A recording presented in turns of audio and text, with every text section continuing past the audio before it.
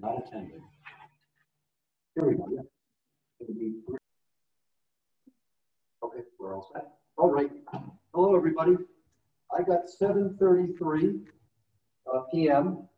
I'm going to call to order Woodstock's Planning and Zoning Commission regular monthly meeting for October 15th, 2020. And I'm going to go through a roll call. I'm going to but before I do that, I just want to remind everyone, including commissioners, that we are meeting according to the governor's executive orders, especially 7B and 7I, relative to having a meeting virtual via Zoom. Where I'm located right now, we are practicing social distancing. That's why I have my mask on, because I also need to try to project my voice so we can pick it up on the microphone and you can hear me. If you haven't done this by Zoom, I'll say what I always say at the meeting is that we ask that you keep your microphone on mute so we don't get background noise and disturbances. We ask you do not use the chat feature to discuss things with commissioners, with staff. We are following the rules of our meeting, including the public hearing we have tonight, so that type of stuff is not allowed. And if we find it is being done, we have to rule that out of order. If you do wish to be recognized to speak, I'm happy to recognize you if it's in order. Do bear with us with the technology. We have a number of people on tonight, and so we have to scroll down through the list to see if anybody is asking to speak. So there's always a little bit of a delay whenever we have to do that to capture everybody. If you trying to get our attention, you can also, I think there's a little button that you can virtually raise your hand. If you're connecting by phone, in order to let us know that you are raising your hand, you hit *9. Also, at the top of the screen, there's a red button that's called Live. That's the Otter live transcription. And if you wanted to use that feature, you could if you wanted to. Otherwise, if you're connecting by AV, you'll hopefully hear and see us. I do ask that if you are going to be speaking, to make certain you're unmuted so we can hear you, which will be important. We are otherwise recording this, as we do for our virtual meetings, because these are public meetings, so it will be recorded. Those are all the initial housekeeping things that I have to state. Does anybody have any questions about that? Hearing none, I'm going to go through the roll call. I'll mention each commissioner's name and just let me know that you're here, even though we do know who's here otherwise, but we'll have this official on the record. So, Joe Adaletta? Here. Mark Blackmore? Here. Sid Blodgett? Here. Gail Dickinson? Nancy Fraser?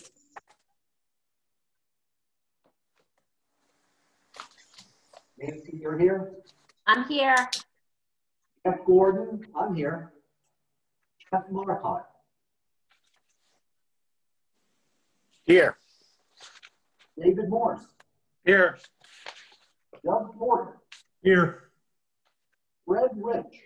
Here. Mike Reinowitz? Here. And Timothy Young? Here. So I believe we certainly do have a quorum. I know that, and it looks like we will be, it looks like for designation of alternates for the meeting, we need one alternate, it looks like. Let me just verify that.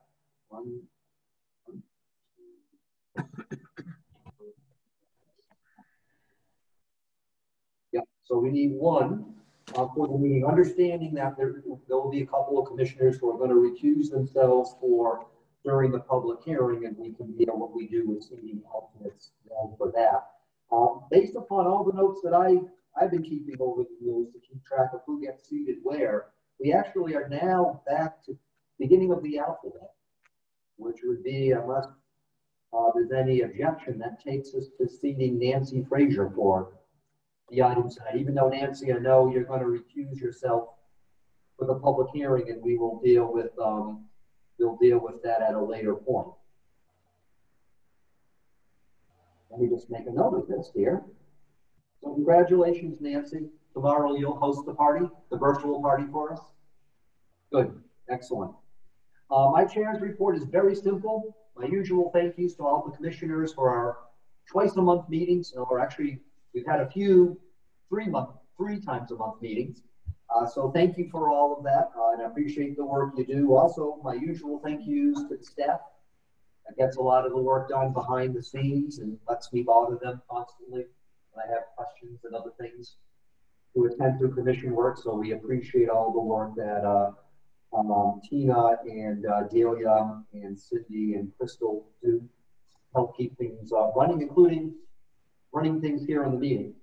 So is that Gail? Yeah, Okay. Gail just joined. So, Gail, can you hear us?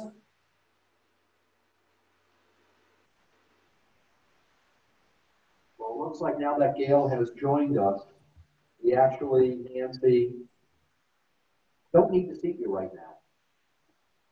It's okay with you. That takes us to a full complement. Actually, we have everybody here tonight. Okay, I just need to make certain we. Gail, can you hear us? Yes, I can. So we'll note that you're here. Otherwise, I just want to remind commissioners that on November 5th, we have a special meeting, which is only for the continuation of the public hearing for the Woodstock Country Store / gas station / residential apartment. If any commissioners are unable to attend that, if you can just let me know. That way we just are aware of making certain we can get a quorum and who we're dealing with as far as for that meeting. But that's the only agenda item for that meeting.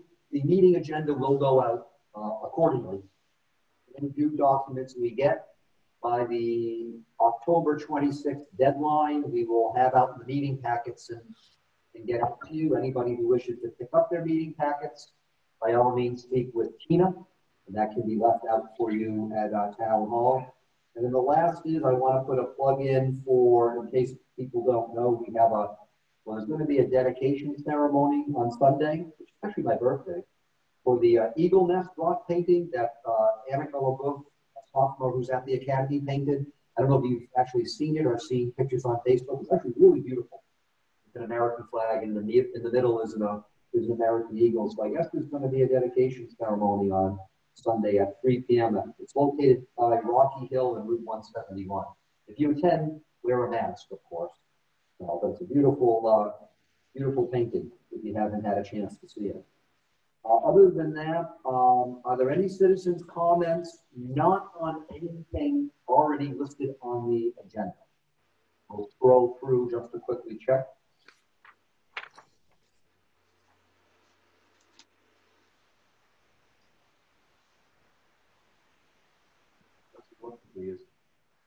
Okay.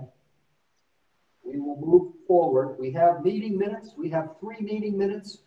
The September 17th regular meeting, the September 24th special meeting, and the October 1st special meeting. What is the pleasure of the commission?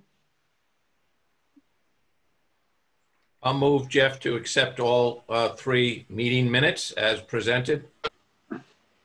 I'll second that. Who seconded? I missed that. David Morse. Motion by Adaletta, seconded by Morse to approve the September 17th, September 24th, and October 1st meeting minutes as presented. Mr. Chairman, Gail Dickinson. On the second page of the September 17th, there's a notation that a motion was made by Joseph Adaletta and seconded by Gail Dickinson, but I was absent at that meeting. It wasn't me who seconded it. I have listed here. What are we talking about? The September 17th? 17th. Let's see. Which motion is this? That's on agenda item 7A, right? You're referring to? Agenda item 7 at the bottom, motion was made by Joseph Adeletta. So let's see, that was seconded by David Morse. Okay. So we'll,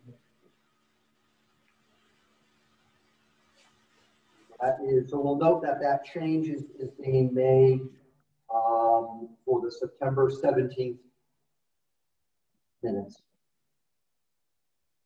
Does anybody have anything else relative to the meeting minutes? Okay, let me just put these away. We'll have 2 copies of it all. So I'll go through the roll as far as approving all 3 meeting minutes with the edit as noted for the September 17th meeting minutes for that agenda item 7, 7A. Joe Adeletta? Okay with the change to the meeting minutes. Mark Blackburn? Yep, same thing. Okay with that change. Sid Blodgett? Approved. Gail Dickinson? Okay with the change. Okay. Jeff Gordon, I'm going with the motion. Jeff Markov? Yes. David Morris? Aye. Fred Rich?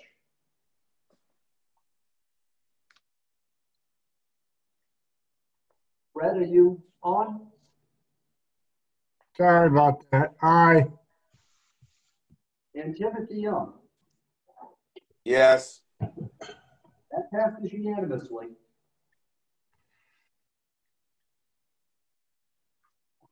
The next is agenda item 7A. This is number 605-03-12, Jen Dean Brown, 232 West Fawcett Road. This was a 2-lot subdivision prior approved. And this is for a request of a bond release, which is the ENF bond of $6,370 and the driveway bond of $15,260. I remember this at the time when we did approve this subdivision, but I did ask that the meeting minutes from that approval, which is in the packet, which is from, it looks like this is from 2012. I think it's March. In June, it looks like. In May, there's some meeting minutes in there relative to this item, how this came about. Asking for release of the bond, and Tina, was you that put this little, you put this little memorandum together about that John Navarro and you are okay with the release of the bond? Okay.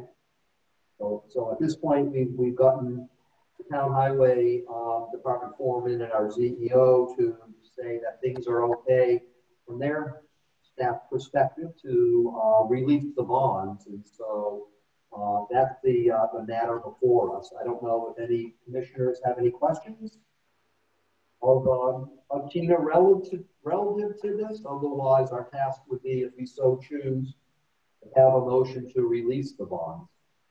I move we release the bond. I couldn't hear you. It's Gail Dickinson. I move we release the bonds. Okay. Is there a second? I'll second that. Okay.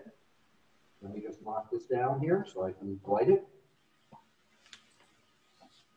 A motion by Gail Dickinson, seconded by Joe Adeletta, to release ENF's bond of $6,370 and the driveway bond of $15,260. Any discussion? Hearing none, I'll go through the poll. I'm sorry, is there a question? Yeah, I was just going to compliment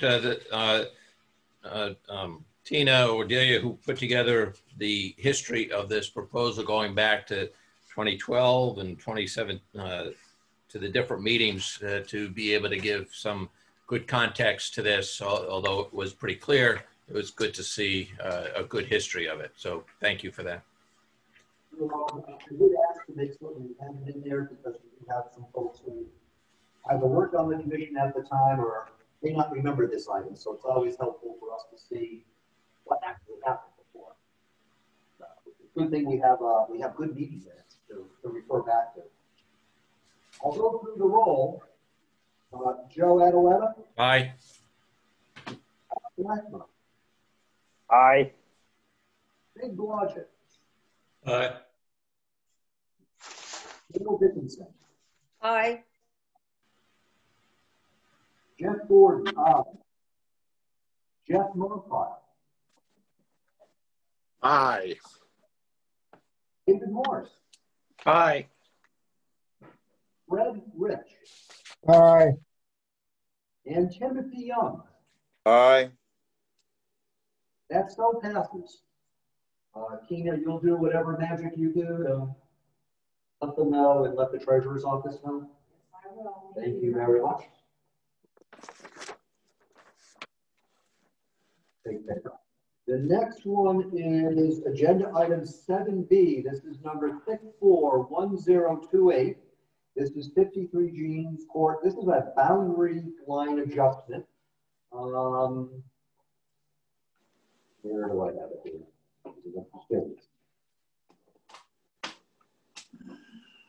And there's just a few things I need to state on the record. Just so that way we have it clear. I already know the answers to some of these, but, and Tina, we do have a complete application and the fees have been paid, correct? Yes, we do. And then, just so people know that this is not proposed to create any new lot. So if it falls upon,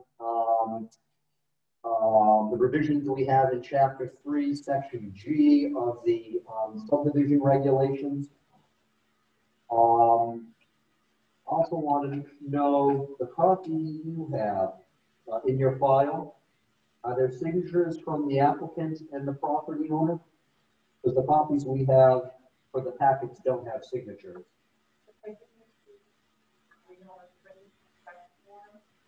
And the applicant? Yeah. Okay. So that way we just know that for the record. And then I just want to remind people that when we're dealing with this, according to Chapter 4, Part 3, when we deal with this type of lot line adjustment, things that are in Chapter 4, Part 1, these are the subdivision regs, apply, but there wouldn't be anything in Part 2 that applies because there's no new lots being proposed for development. So I just wanted to make certain we cited those provisions on the record. Some of the other questions I have, I'll leave. Although I have one question. Was there any, actually, no, it doesn't need to be, so I'll open it up to staff. Tina, you reviewed this, or was this Delia, you reviewed it? I did not review it. Okay. Anything from your perspective? Tina? Tina, you're muted. Oh, I can't hear you.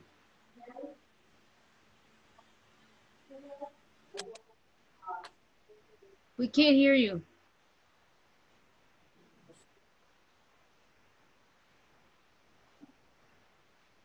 Can you hear me? That's better. Yes. Now there's feedback. From my perspective, everything looks in order. We have health department approval.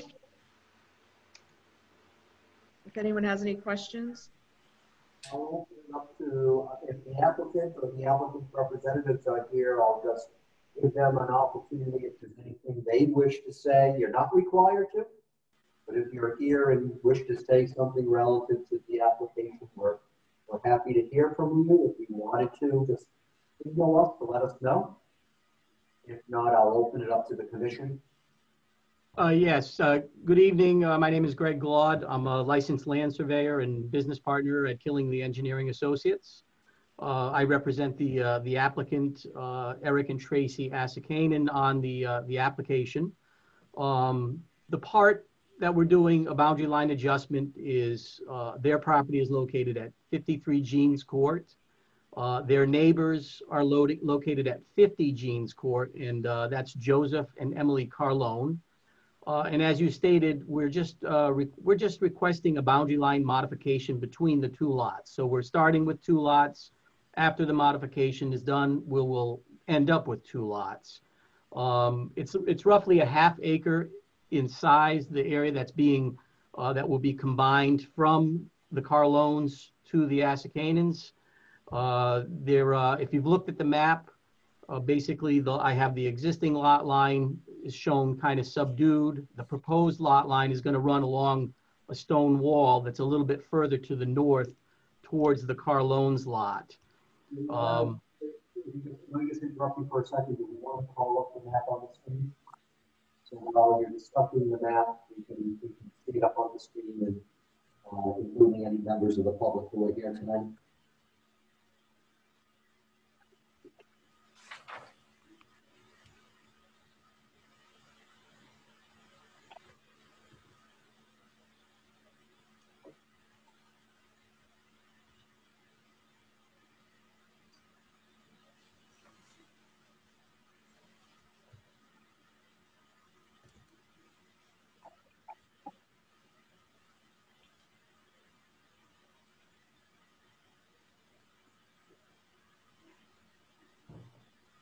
So yes, so that's the map. This is Greg Glaude again from Killingly Engineering. So you can see the existing line is the smaller line that runs from the cul-de-sac on Jean Court back to an angle point in the properties. The new boundary line is the shaded line, which runs along the property line. And you can see the parcel that we've labeled as parcel A, which is the 0.53 acres. That will become part of the Assacanans parcel. The other thing I wanted to note is just a little bit of the history with this, and that is that it is part of the Evans subdivision, which created Jean's Court and 13 other lots back in 2005, and that is a recorded map and was approved by this commission. The Carlone parcel is comprised of 3 of those lots. It's comprised of lots 3H, 3I, and 3J. They merged those 3 lots in front of this Planning and Zoning Committee back in August of 2017, and it was approved. That merger, the map of that merger was recorded in the land records under map number 2486. When we did do our research this year in doing this new survey work here, we did discover that the deed for that merger had an error in it, and that was that they only merged 2 of the lots, kind of accidentally. We did have that corrected prior to these meetings, and there was a new volume and page, volume 669, page 416, that is a corrective deed that correctly merged those 3 lots. So just something that we caught of a little bit of an error that had happened. And as you stated, for the record, we did submit this merger to the Northeast District Department of Health, part of a boundary line. Any changes to a boundary, we are supposed to record or seek approval of a B100A. And that's basically so we can demonstrate that we're not taking away any of the septic areas or future reserve septic areas. And there was an approval letter that was submitted for the record, and that was dated October 9th, 2020. That's really what we're looking to do here, just do this quick boundary line adjustment. And I'll turn it back over to you, Mr. Commissioner. And if you have any questions, I'll be glad to answer them. Thank you. I'll open it up to commissioners. I'll reserve some of my questions. I'll wait for a minute, but I'll open it up to any commissioners. Any commissioners have any questions? Yes, Mr. Chair. Joseph Mataletta. No. Just 2 quick ones. One, I missed, I think, what you had asked Tina about signatures on the application.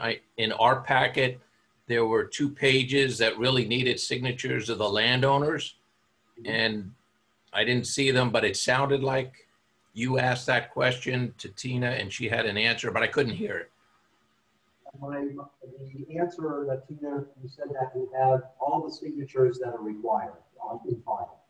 Okay, very good. And the other question is maybe to the applicant representative, is just, is this lot line adjustment working to address some issue that came up in the land or access or anything?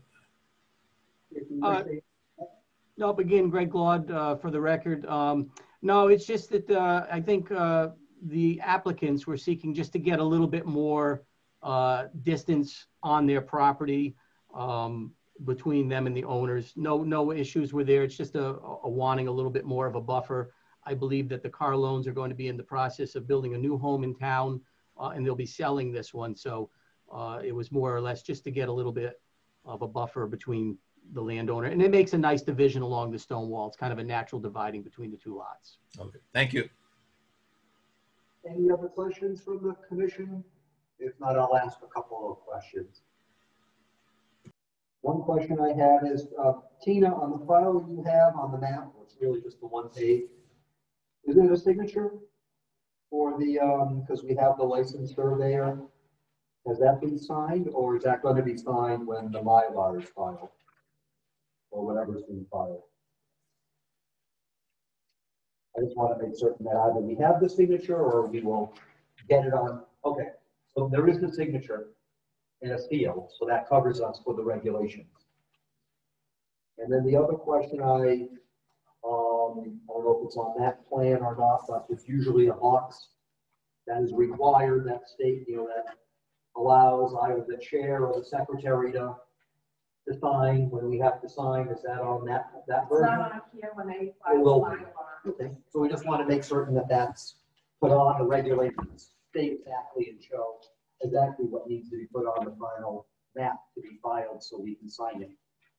I just want to remind you, Mr. Glad, to make certain that that's on so we can attend to it. That's all the questions I have, just to make certain we have that on the record. Does anybody, any commissioners have any other questions or comments? I'll move to accept the proposal for a lot line adjustment as presented. Second, Who seconded? Gail. Okay. So we have a motion by Joe Adaletta, seconded by Gail Dickinson, to approve the 53B Court boundary line adjustment application as presented. Is there any discussion on the motion? Hearing none, I'll go through the roll. Just write this motion down. Joe Adaletta. Aye. Mark Blackburn. Aye. Sid Blodgett. Aye. Gail Dickinson. Aye. Jeff Gordon. Aye. Jeff Marcotte.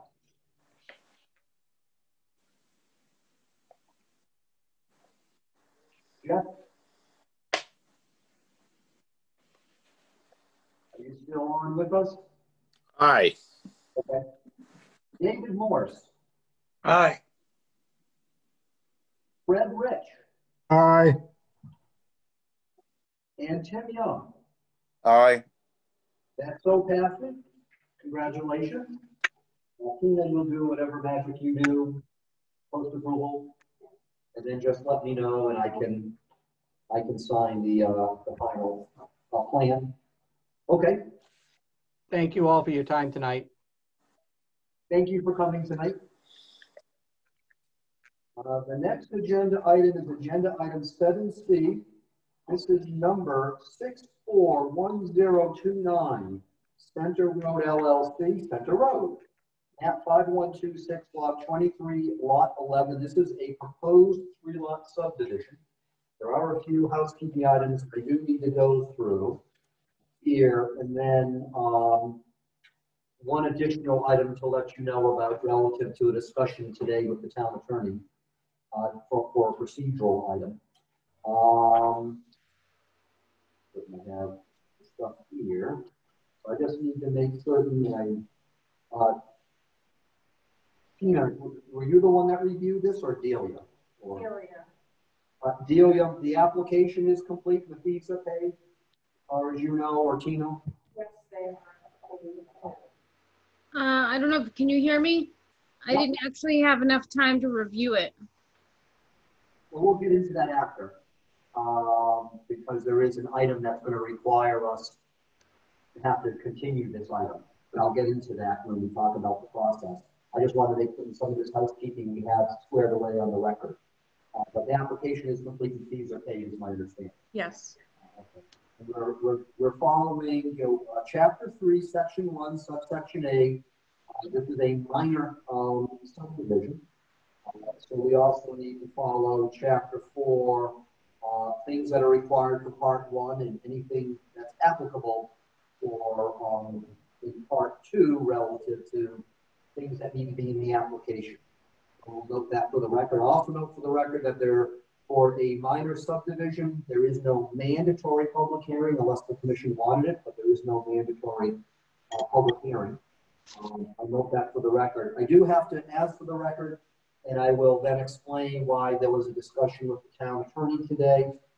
Our regulations require that all owners of property abutting the proposed subdivision and all owners of property within 500 feet of the proposed subdivision have been notified. Our regulations do require certified mail return receipt no later than 7 days after the application was submitted. There are certain aspects of the governor's executive order, 7I, section 19, subsection F, relative to posting a sign on the property, to do that in lieu of sending out mailings. I don't know, Tina or Delia, are you aware if a sign was posted? I don't know. I don't remember seeing one when I drove by. The reason we had to have a discussion with the town attorney this afternoon, and he did give some advice, is, I'm just pulling up the notes relative to that, was we did receive, I believe this was yesterday, the 14th, is that correct? Yep. From the applicant's representatives, an email from Pete Parent to Tina that attaching notification to list of butters. My understanding is it wasn't just the butters, but also people within the 500 feet. We'll clarify. I guess because there was the holiday on Monday, which would have been the last day to have made certain that things were sent out. I guess on the 13th, which is not the 7th, there were mailings mailed out to the property owners that was actually sent out, looks like next day notification. And we do have documentation that was received on file that all of these notifications were indeed delivered. We don't have that up on the screen, and this came in yesterday. I found out today, and there's not enough time to show it all of you if you wanted to see all of this, but we do have documentation that abutters were sent a notification. There was questions asked of the town attorney that technically this wasn't certified mail return receipt, which our regulations require. This is actually a bit beyond that, which is actually paying for and looking for next day delivery to everyone. And there are receipts showing that they were sent and receipts showing they were delivered with all the tracking numbers. According to the town attorney, he felt that could suffice for notification. Also because we are going to have to, at some point tonight, table this item into our next meeting because another item I'm going to get into, that unless there was any objection, the way that the butters were notified would seem to be okay according to the town attorney. So I wanted to make certain that that was on the record and that people, especially commissioners, knew about how the notifications went out, and the discussion today with the town attorney to make certain we were okay from an overall process point of view with that. Does any commissioners have any questions about that? Okay. The other is that one of the reasons I'm mentioning that we would not be able to complete our work tonight is because we did receive, in addition to the drawings, there was also emailed out a big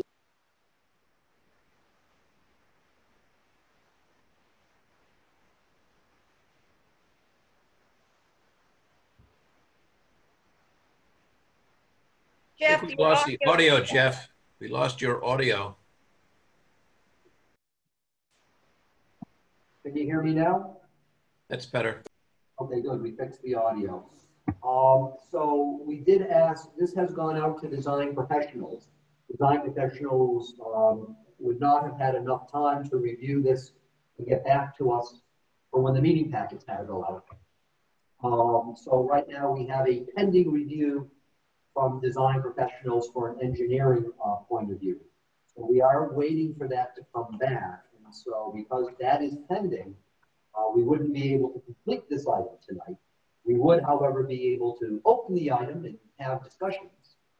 And then we'll have to go accordingly with regards to tabling it. Our next meeting to take this up, just so people know, would be the November 19th regular business meeting to take it up. But we do have to wait for the engineering to get back to us, especially when we have the drainage report. So that design professionals, Delia, is my understanding, things have already been sent to them. I don't know. My understanding is it's been sent. So that's where we stand with that tonight.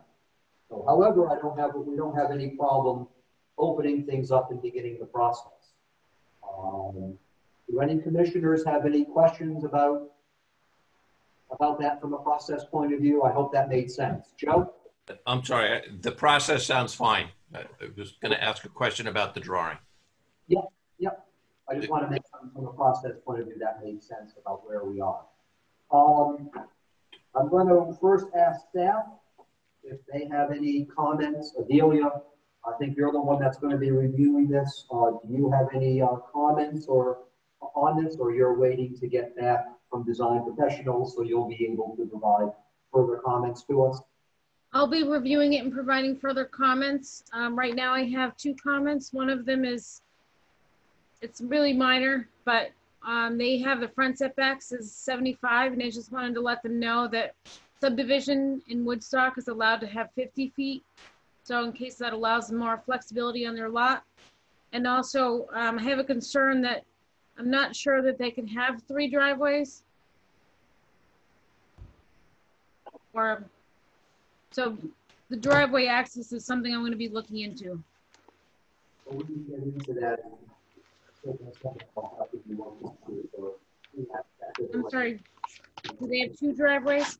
I'm not sure they can have 2 driveways, so I have to look at the regulations and that. Okay. I'll open up to the applicants or the applicants' representatives if you wish to say anything regarding the proposed 3-lot subdivision. You're not required to. If you're here tonight, we're happy to hear from you if you wish. If you do wish, please let us know that you would like to speak. Good evening, Pete Parent with CHA representing the application. As you've noted, this is proposed for a 3-lot subdivision on a 26-acre parcel on Center Road.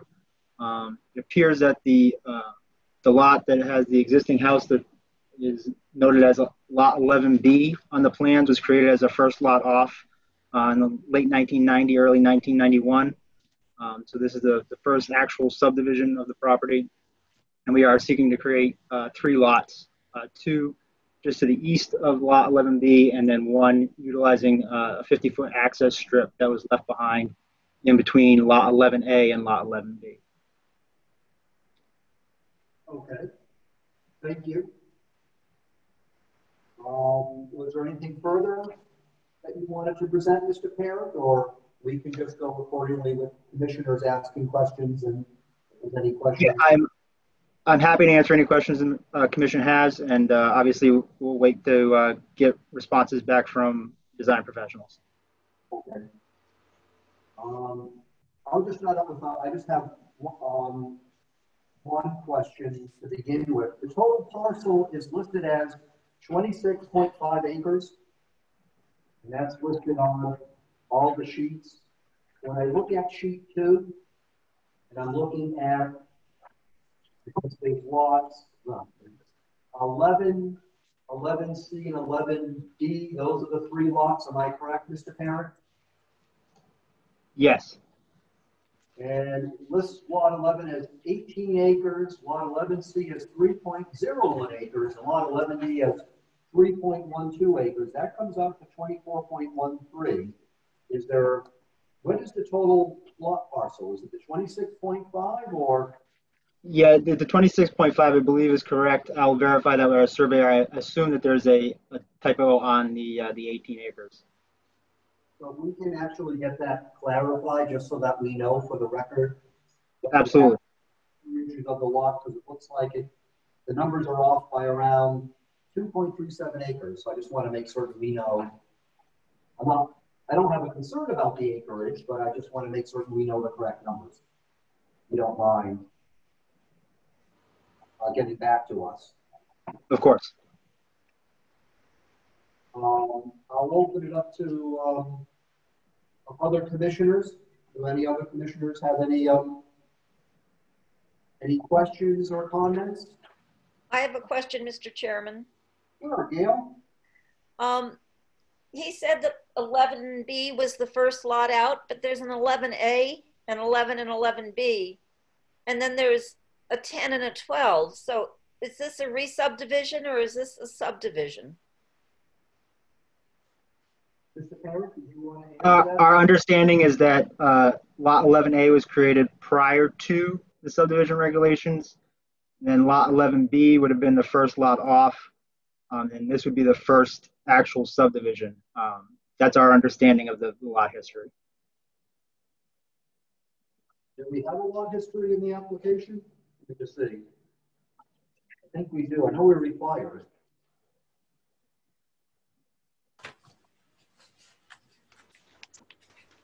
I thought it was in there.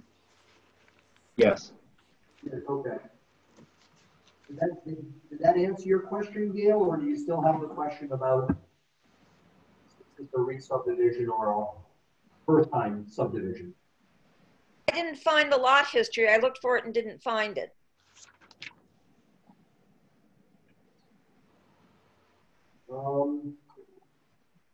Let's see if there is one in here.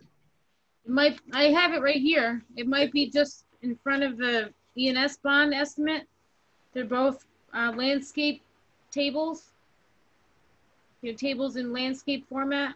It doesn't refer to this lot or this development, however, but I'm assuming. No, it doesn't have any lot numbers on it, but it does say Yeah. lot history, and it was within the papers on this application in my packet. Yep. I just don't know what lot history this is referring to, or parts of this parcel it's referring to. Yeah. But it does indicate on the top of the very top row, the grantee is Center Road LLC, which is the applicant for this application. Okay. Did that answer your question, Gail? Or do you still have that question? Yeah, I'm still looking for it in my pack. Yeah, the sheet. Well, we can see it, Gail. It's a sheet that says lot history. It's towards the end, right before the E&S bond estimate.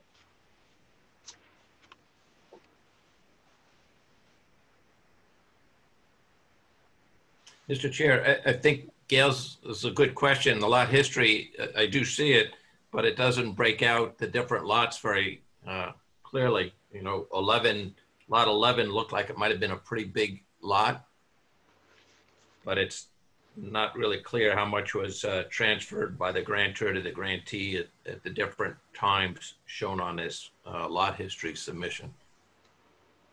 Is it the one labeled sample ownership history? Keep on going all the way back. It's the one that's up on the screen right now that says lot history. We'll just have to rotate it. That's the one right up there on the screen, Gail. Okay, I see it. I don't know, Mr. Parent, was there anything you wanted to further explain about this lot history as far as exactly what it's applying to? So this is the lot history of the parcel that we're seeking to subdivide. I do have information on the other lots that I could provide. Looking at it now, Lot 11A was created and transferred in January of 1926, volume 42, page 267, based on the information. I can provide more detail between now and the next meeting, seeing how we're waiting for design professionals' comments as well. Anyway. So 1926 means that it was far predating subdivision. So that would explain why he thinks lot 11B is the free split. Correct, but if it predates the subdivision regulations, that's a different story.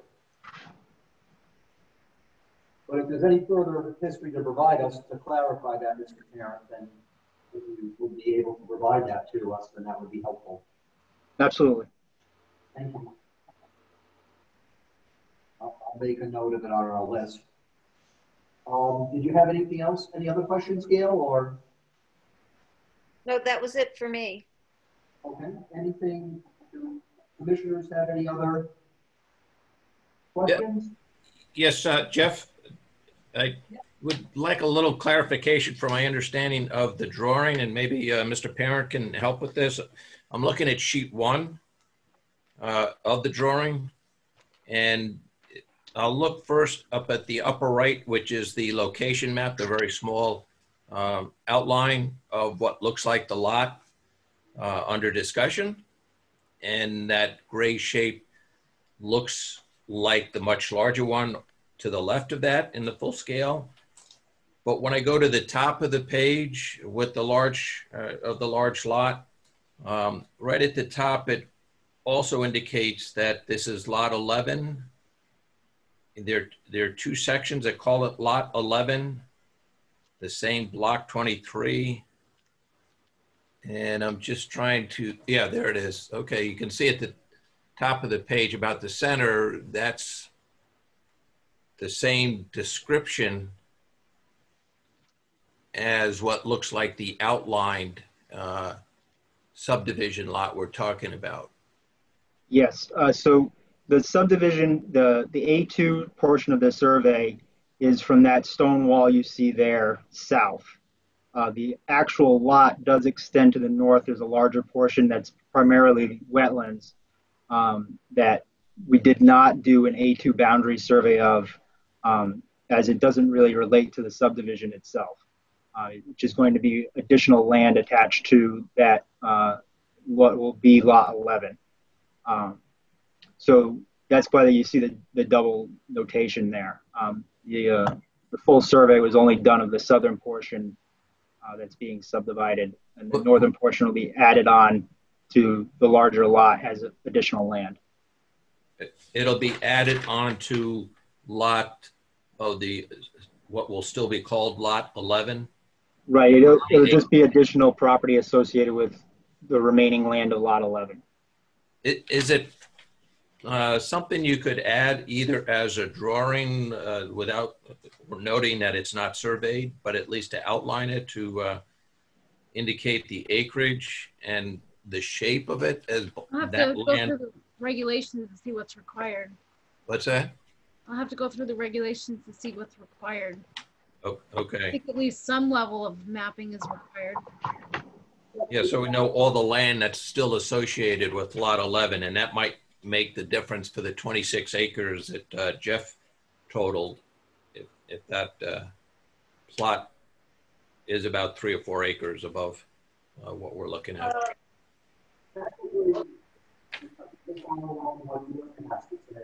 If you look at the subdivision regulations, chapter 4, part 1, I mean, all of these requirements need to be met for any type of subdivision that creates new lots. And we're looking at these supporting documents. I'm looking at 1E, and it says overall boundary survey. That refers to the entire of the lot. That's not part of the lot. So at least the minimum standard of a Class A2 transit survey. And then it says the commission may accept less than a Class A2 survey, no less than a Class D survey. for large parcels not proposed for sale or development, or for the purpose of establishing the perimeter ownership boundary of a large parcel, or of the parcels proposed for subdivision or re-subdivision, in which case the portion of the parcel proposed for development shall be subject to a Class A2 survey. So technically, we haven't received the entirety of a map that is required. We have an A2 survey for the part proposed for development, but the rest of the boundary of lot 11 that evidently goes up north that is not on our map is supposed to be on some type of survey, be it A2 or less, not less than Class D. So if there is more land that goes up north, Mr. Parent, that's not on the map that we have, we do require some type of survey to show the entirety of the parcel. Okay, we can provide a Class D of the entire parcel to address that. Jeff, All of the rest of the requirements of the regulation. Yes, Fred? if you look at sheet 2, it shows that that piece you're questioning about is in lot 11. Go up to top of sheet 2. There's more land not on the map evidently, is that correct? No, this is the piece that you're talking about now. Is it looks like a T. Right. There's no boundary line between 11 and that piece that's on top. That's all part of the same lot, the way I read it. Fred, I think he's saying the entire parcel doesn't show. Right, is that correct, Mr. Parent? The entirety of the... Well, that's right, but there's no boundary line when you get to that piece on the top. Correct. So it shows that it goes with lot 11. That means it's part of the property that's being subdivided and it's supposed to show on the map. Well, yeah, all right. But I mean, it goes with this skinny driveway here. It's not no man's land. Correct. And so the point is, just so we can clarify, Mr. Parent, there is more land that goes up above the map that has been provided for that whole lot. Correct. There is additional land to the north of what's indicated on our current mapping. We're more than happy to provide a map that indicates the remaining land at a Class D level, if that's acceptable to the commission. Yeah, so it is required. So if you look at that part of the subdivision regulations, chapter 4, part 1, B, 1E, it will specify stuff as long as everything else that's required on the rest of that survey is listed. We definitely will need that because technically the map is incomplete. So we will need that. And that little shaded outline on the location map, map on the first sheet would just have to be changed a little bit. Right now it seems to reflect just lot 11 and the 2 subdivided lots, just by the shape. The shaded area actually is a correct representation of the total lot. The area to the north is substantial, so that small jog you see in the shaded area is the jog on the property that adjoins the Hart parcel to the west. I thought that was the open. That was 11A. Yeah, I thought that was 11A, that little jog. No, so there's two. That second small jog for 11A at this scale doesn't show the shaded area. Okay, sounds like a map, a more detailed map might be in order then. Yes. And Jeff, I just wanted to comment on, I think Delia's reference to the driveways, how many there are allowed, including the existing driveways on lot 11A and 11B, and then the proposed ones for the new lots. Are there too many potential driveways in that span of Center Road? which I know Delia said she's got to look into. So that's good. That's Our it. regulations were changed on the whole issue of driveways and separation distance and stuff. So I Yep. have to just compare what's being proposed with what's in the current regulations. Well, the current regulations say for new curb cuts, a curb cut yield of 1 for 200 linear feet on each existing town or state road, but not less than a minimum of 1 curb cut per existing public street fronted by the parcel. Because curb cuts can be spaced apart by distances less than or more than 200 feet, provided that no more than the maximum allowed curb cuts are proposed.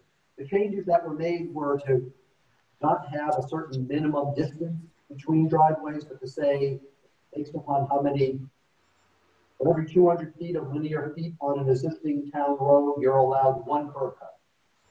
I don't know how many frontage is on this here for the lots. That will have to be calculated here, but that's actually in chapter 6 relative to what calls it new curb cuts. So that formula will need to be looked at to see how many curb cuts are allowed.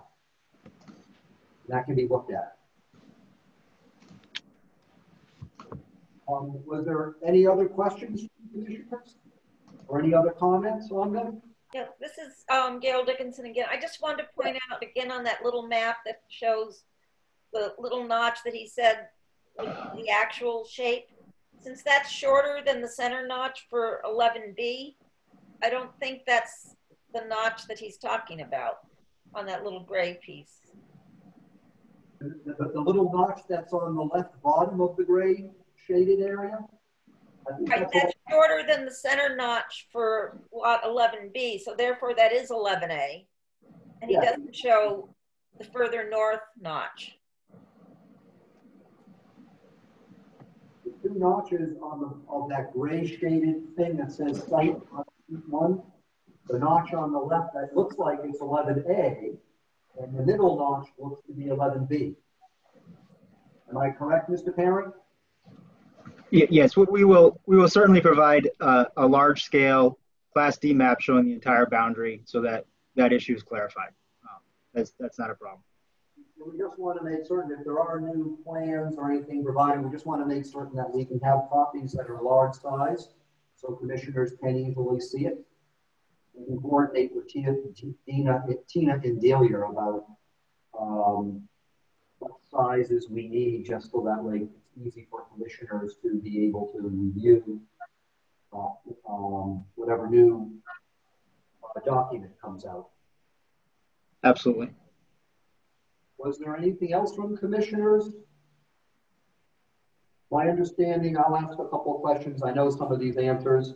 It looks like, am I correct, that inland wetlands is not needed? It looks like, for instance, no impact to wetlands, so there's nothing that's needed. And it looks to be that the setbacks are met, at least on the plans presented here, is my understanding. Adelia can verify that. And then, is there, maybe I missed it, is there public health approval received yet? Yeah.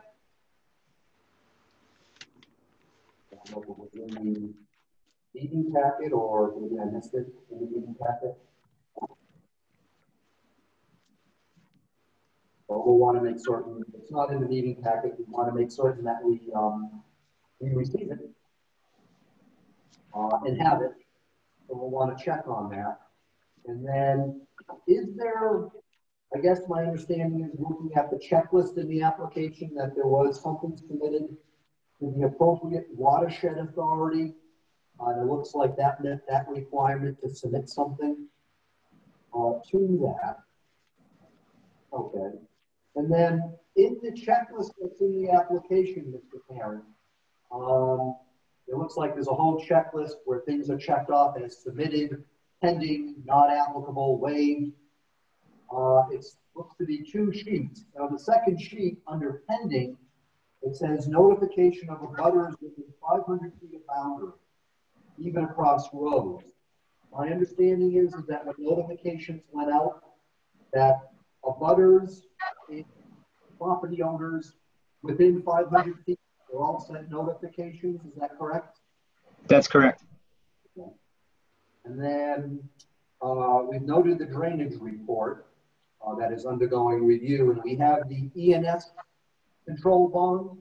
I have a question about that because I'm not certain if the math came out correctly, but I wanted to note this. Chapter 4, Part 2, Section A, Subsection 1, Item B. I have it here. Let me just find it. Somewhere here. Section A, Subsection 1, Item B. Let me see if I'm right. It says here that an erosion and sediment control bond in an amount large enough to cover the cost of an installation of an anti-tracking pad, silk fence, or stacked hay bale sediment barrier. It goes on to describe things, plus 15% contingency. However, in the proposal in our meeting packet, the contingency is listed as 10%. So if I do the math according to these regulations for a 15% contingency, the numbers would change. The total bond amount would then be $20,642.50. Delia can correct me. I didn't read this correct, but it's on page 38 of the regulations that's on the website. But it does say a 15% for an ENS control.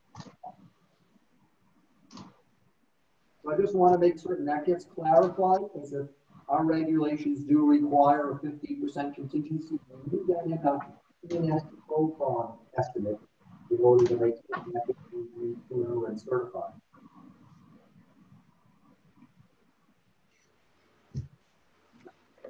I just want to make certain that that's on the record relative to the fee for the ENS control bond, Mr. Parent.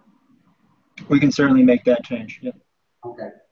And then the only other questions I have would be, is there anything that's been sent out? I don't know, Tina, email or Delia to the highway foreman and the fire marshal, if they require anything? About this? Okay. I always invite the fire marshal and the highway foreman and the conservation commission to review it, and I haven't had a chance to do that. Okay. One thing you get from the conservation commission, we're not required to wait for the conservation commission to send us something, however. But we do want to make certain we notify the usual people that are notified. So that way we can go accordingly. And we get from them, we'll certainly share with you, Mr. Parent. Those are all the items I make certain we had on the record. Is there anything from the other commissioner?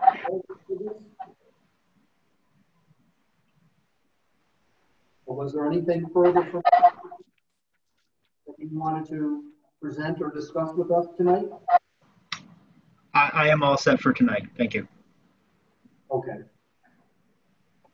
If there's nothing further, then I'll entertain a motion to table this to our regular monthly business meeting, which is in November. I'll move we table the next. I'm sorry, I couldn't hear who said what. That was David Morris. I said I'd move that we table this till we get all the proper documentation. That would be to the November 19th meeting? If that's when the next meeting is, that works for me.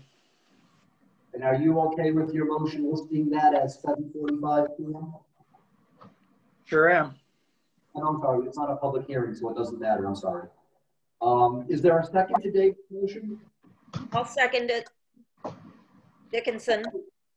Motion by David Moore, second by Neil Dickinson, the subdivision application item to the November 19th, 2020 meeting. And Delia or Tina, you'll let Mr. Parent know about the, what is the deadline we have for the documents. Yep. Then we'll go accordingly. Okay, I'll go through the roll on it. Joe Adeletta. Aye. Art Blackmer. Aye. Sid Blodgett. Aye. Gail Dickinson. Aye. Jeff Gordon. Aye. Jeff Marcotte. Aye. David Morris. Aye. Fred Rich. Aye. And Timothy Young. Aye. That so passes. We will cycle back to this, and we'll have more stuff for our meeting packets. Okay. Thank you, Mr. Parent, for coming tonight.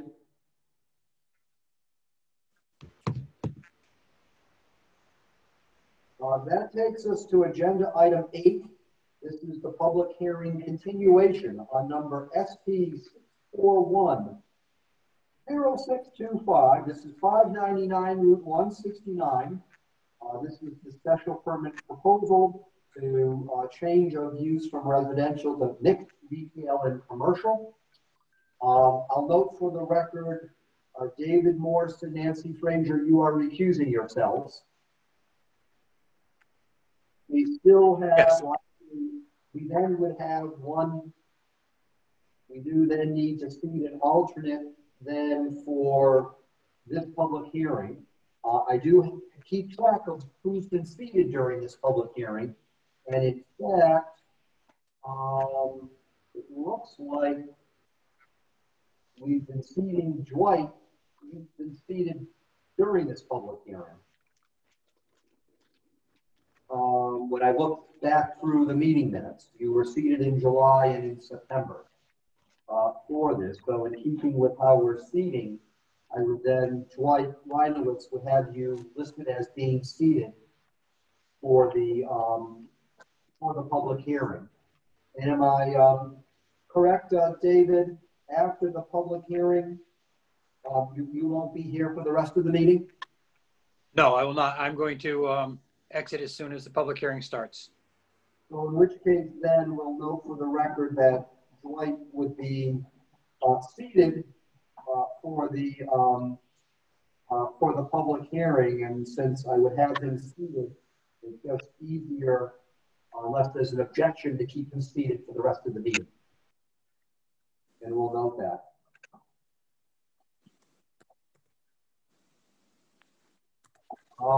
There's some housekeeping that I do need to attend to, so just bear with me on this.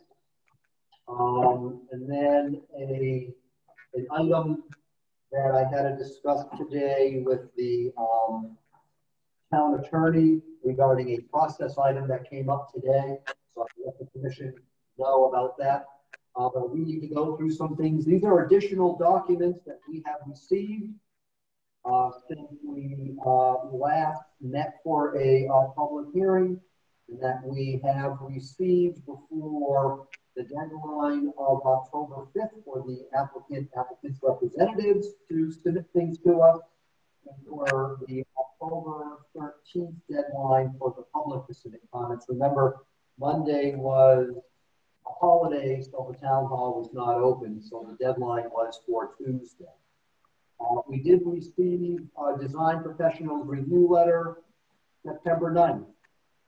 Historic District Commission meeting minutes that I asked to make certain we could have in the meeting packet for July 22nd, August 26th, and September 23rd. Then the face letter dated August 9th. Correspondence between Mr. Parent and design professionals and town staff. This was August 20th. This came in after we had the meeting that at that night. and it was about the drainage report that was revised at that time. There was also about set of plans and traffic study and responses to the town staff.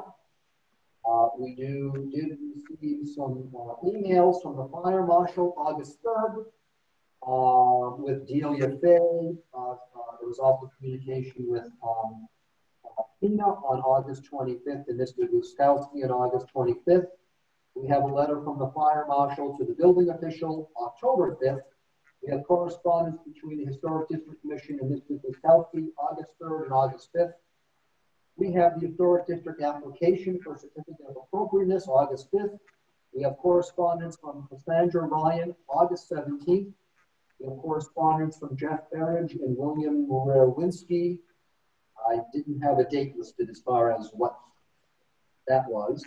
We have a letter from the town highway foreman October 8th.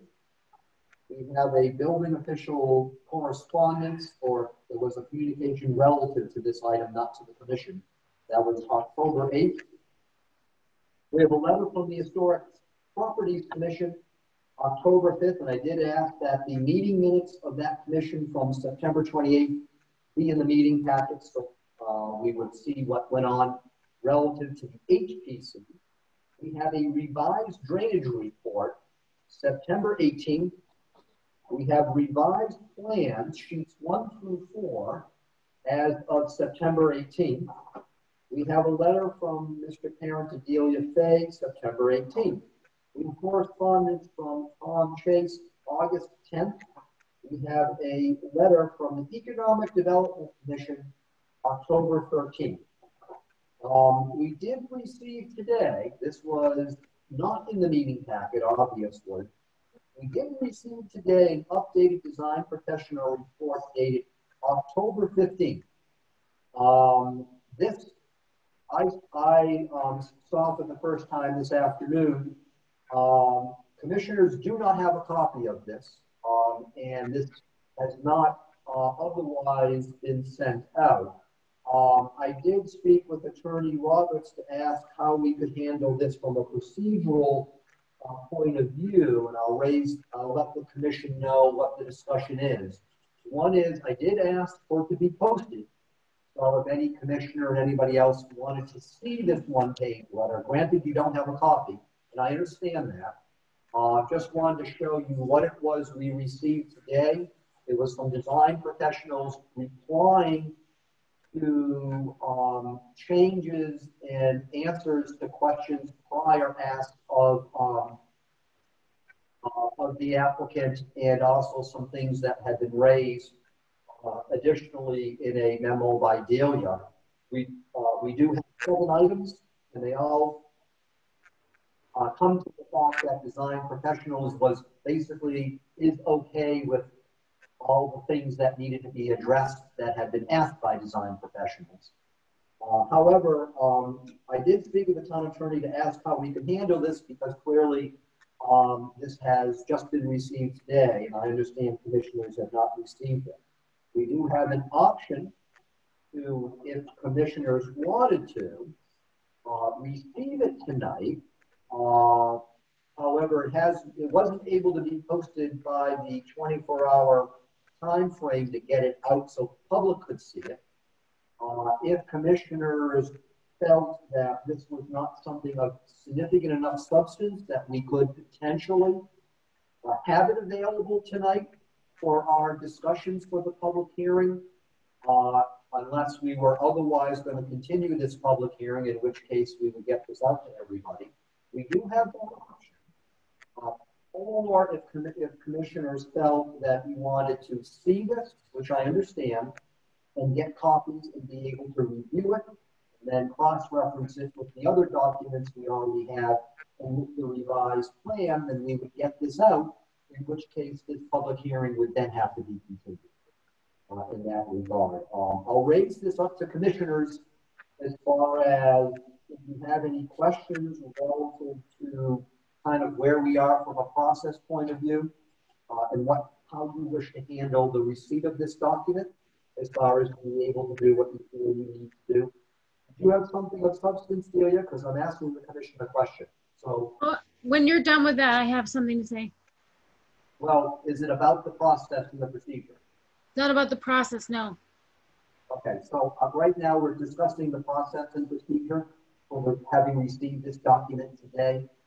I'm going to open it up to commissioners what you wish to do. Again, I don't want to have a document the last minute to you, but I do want to see what you feel from a process point of view, how you would like to handle this. Again, I've just seen this document this afternoon, so that was the first time I saw it. And that's why I needed to speak with the staff and with Attorney Roberts to see what our options are and how to handle this. But do any commissioners have any questions, or what is your preference as commissioners as far as this document? Again, this document would have to be received and discussed during a public hearing for us to be entering it into the record and noted. But I'll open it up to commissioners how you wish to handle the process. Jeff? Yes, Joe? I'll jump in. I would express my concern, serious concern about accepting something at this point, not only for the commissioners, but for the public. We are in a public hearing. I'm not sure how much access they have to this information or the ability to absorb the information just being put up on the screen display. A quick perusal shows that it is relatively safe to look at, but from a process point of view, the commission has been very firm in ensuring that our deadlines for document submission are addressed and maintained. I'd hate to start doing something even for an innocuous document to change that. I say it's somewhat innocuous, but at the same time, there is one comment about the sidewalk on design professionals, where the comment is that will be addressed by town staff. And that's a subject that I guess will be coming up as we talk about John Navarro's letter about the town excavating and removing the sidewalk. And I don't know how that impacts design professionals' evaluation of the site. At the same time, I'm sympathetic towards the applicant that this continues be going on for public hearing, but this is beyond the commission's control, getting documents the night of a public hearing. So I'm just concerned about accepting something and trying to act on it the day we receive a document. I understand, and that's why I wanted to bring this to the commission's attention. If we were not to officially include this in tonight's public hearing, then we really don't want to be getting into much of a discussion of this document that otherwise is fully entered into the record. And I understand your point, Joe, about making certain the public has had enough time to access documents for a public hearing. I'll open up to other commissioners. What is your, anything else from the commissioners? I know we have been trying to adhere to the deadlines that we have. That is a policy of this commission. But I'll open up to commissioners. Share the concern about not wanting to get into this document tonight for this public hearing, or what others think from the commission. Chair? Yes. Gail? This is actually a document from our staff, from design professionals, that the applicant had no control over. So basically we're receiving data from staff. It's not like the applicant's submitting new information. And Correct. A quick perusal of this, basically it's saying that they've met everything that design professionals asked them to meet. So are you saying, Gail, you would be okay entering this into the record tonight and discussing it at tonight's public? Again, it's staff communication to us. It's not documents provided by the applicant. It is from design professionals. Okay, Fred, was that you wanting to say something? Yeah, I just checking to make sure my mute's not on. I hate to say it, Gail, but once again, I agree with you.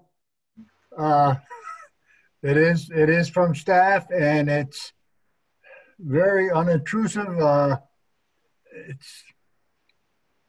There's nothing there that we really have to discuss as far as I'm concerned. As far as the driveway, John Navarro, the sidewalk rather, John Navarro has already put his 2 cents in on that, and it's a mute issue as far as I'm concerned. The sidewalk is. I don't see any harm in allowing it to be entered tonight. How about other commissioners? If any other commissioners? Any other commissioners feel not to enter it in and be able to discuss it tonight? Just want to get a consensus. Otherwise, I don't hear from anybody else on the commission. I'll assume the consensus is to enter it into the record tonight and move forward with the public hearing tonight, because it's getting close to 9 o'clock and we have to be mindful of the clock. Any other commissioners? Going once, going twice, going thrice? Okay. So unless there's a consensus not to enter it, I'll take that as a consensus to enter into the record this document. We do have it up on the screen, so we will bring it back up when we get this stuff. I'll ask staff, Tina, is there anything else from your point of view? My comments are not about items that may or may not be missing, but I have clarification. I read the building official's comments. In his cover letter, he says he understands the business is for a first floor mercantile use only, but his email to the fire marshal dated October 5th states something about the stairway going to the second floor sales area. So I was confused about that. And also the minutes from the Woodstock Historic District on July 22nd says the second floor is to be residential. And the minutes from September 23rd say the property will be used only as a commercial space and not as a mixed use residential business use. So I'm not sure which way it's going. I thought it was going to be mixed use. And then also in the minutes that I read from the historic district, I don't have the date, but it says they will no longer have a dumpster. So I was wondering what they're going to do with their trash. Yeah, we'll go through that. We can, because I made a comment about the dumpster as well when I read through the HTC.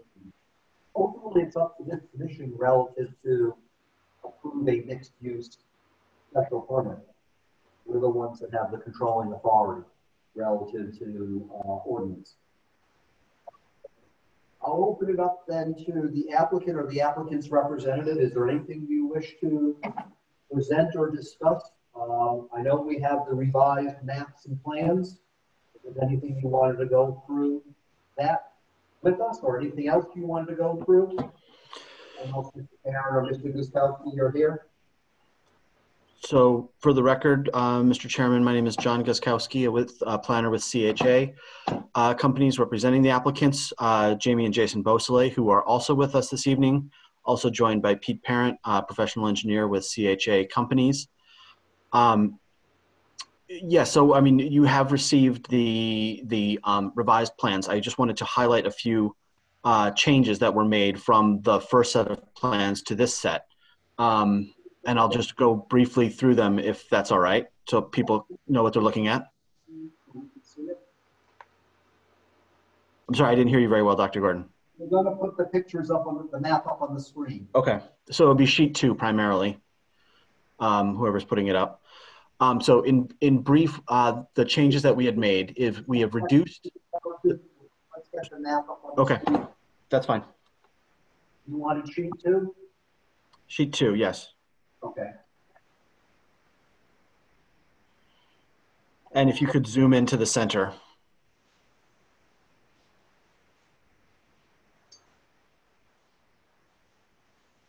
Okay. Please go ahead. So the changes that were made, largely in response to comments and concerns from the Historic District Commission, the driveway width has been narrowed from 24 to 20 feet. The start of the parking area has been pushed back, which is to say farther to the northwest. We have reduced the number of parking spaces to 15 total, which is 13 regular and 2 handicapped. We have reconfigured the parking to preserve the existing well house, which the Historic District Commission believes has some character value to the property. So we are preserving that, which is a change. We are adding a wooden gate to the end of the parking area to prevent vehicles from exiting out onto the 169 driveway, which was a safety concern. We have eliminated, as Delia noted, the dumpster, which also eliminated the dumpster pad and the necessary landscaping around that. We reviewed the regulations for special permits, and we're actually surprised to determine that there is no requirement for a dumpster for commercial use, just that we need to manage our trash.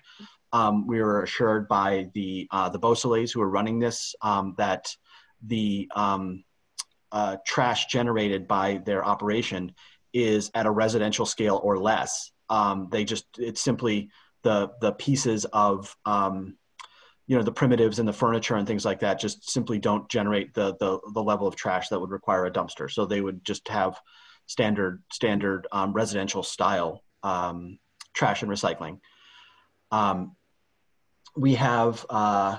We've already discussed the removal of the sidewalk, which Mr. Navarro from Public Works said that they would remove. And we have added some landscape plantings to further screen the parking area from both the church to the northeast and from Child Hill Road to the east generally. So since that change, we have received a conditional certificate of, the Historic District Commission voted to issue a conditional certificate of appropriateness pending a couple of minor things. They want a list of plants, and they want to see a rendering of a small ramp that will be on the porch to accommodate, because there's basically one step up from the porch into the building, and that'll be, they just want to see a graphic of what that short section of ramp will look like, but have otherwise issued, again, they voted on this. We haven't gotten the certificate yet, but they proceeded with the vote. And those are the changes that we have made to this plan, and would be happy to answer questions from the commission. Thank you, Mr. Guskowski. Is there anything, Mr. Parent, you wanted to present, or with Mr. Guskowski's presentation, does that cover it for now? And then we'll get into questions from the commission. Yes, I believe John covered the changes pretty well. I'm here to answer any technical questions on the design. Okay, so I'm going to open it up to commission. I just have a few questions. My understanding is the town highway foreman says that the town will get rid of that sidewalk. Yes, that's correct. So that will not be the applicant's responsibility then. And then you did put the gate in. I see a wooden gate on that driveway that exits out to 169, and then you're going to have 2 signs facing onto 169 on either side of that driveway that say, "Do not enter." Is that right, Mr. Guskowski? That is correct. I believe we had those signs on the original site plan, but that is correct. So that way, then the only driveway is going to be the one onto Childs Hill Road, correct? That is the intent. Okay. And then the other question, one of the questions I have is, there's a comment in Mr. Parent's letter from September 18th. It's item number 4, saying about needing signed and sealed signatures and seals on the drawings. I'm assuming that will have to, if we don't have it already, that will have to be on whatever is finally submitted. That's correct. So we'll need to make certain that that is done, or a condition of approval if we choose to approve this. And we just want to note that that is required. That Mr. Parent's letter does note that he's aware that those are needed. And then we do have that document from Design Professionals today that states that Design Professionals is okay with the proposed E&S bonds. Is my understanding. The bonds totaling $12,100. So it seems that that's okay with Design Professionals. And then Delia had mentioned about the dumpster not being approved by the Historic District Commission, but Mr. Guskowski, if I heard you correctly, you said the applicant wouldn't be needing that, something like that anyway, so there wouldn't be any outside storage of trash that would otherwise need a dumpster? That's correct. I mean, the only outside storage of trash would be the same as any residential unit. You know, a gray bin and a blue bin for recycling, whatever whatever's there now as a residential use. Nothing beyond. Okay. And then one of the questions I have is, you have numbers, maybe I missed it, but with any changes that are being made to try to deal with sight lines, I guess it's really going to be applicable for Childs Hill Road.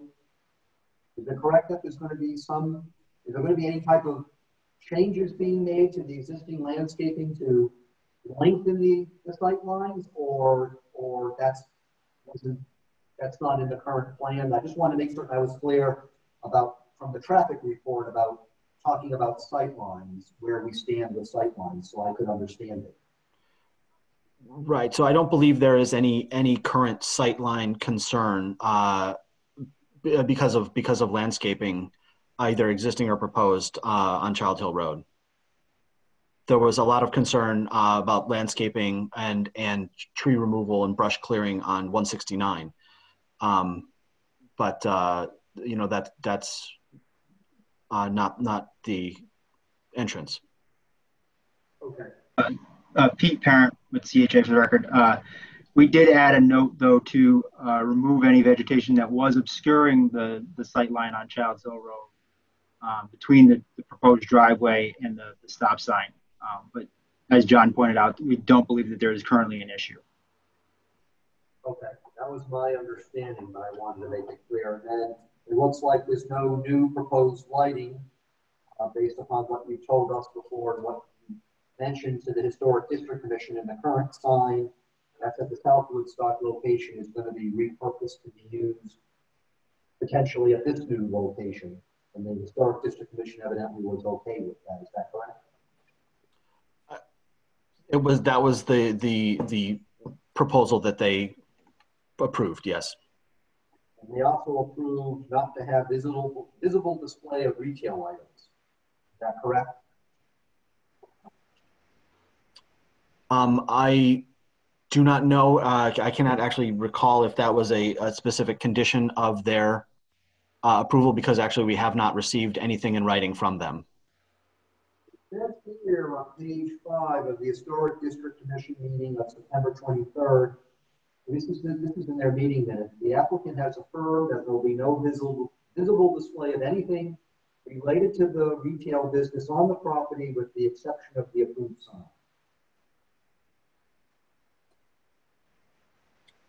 Okay, I will believe that you are reading that correctly. What I stated was, I don't know if that was a condition of approval.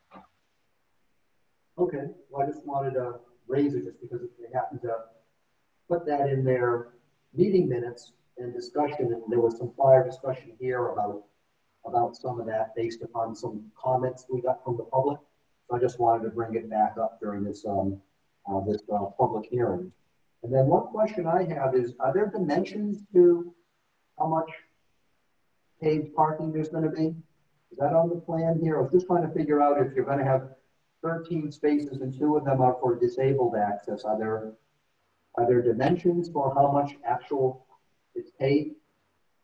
Just to be clear, again, John Guskowski, only when you say the word paved, actually only the 2 handicap spots will be paved. The rest will be gravel.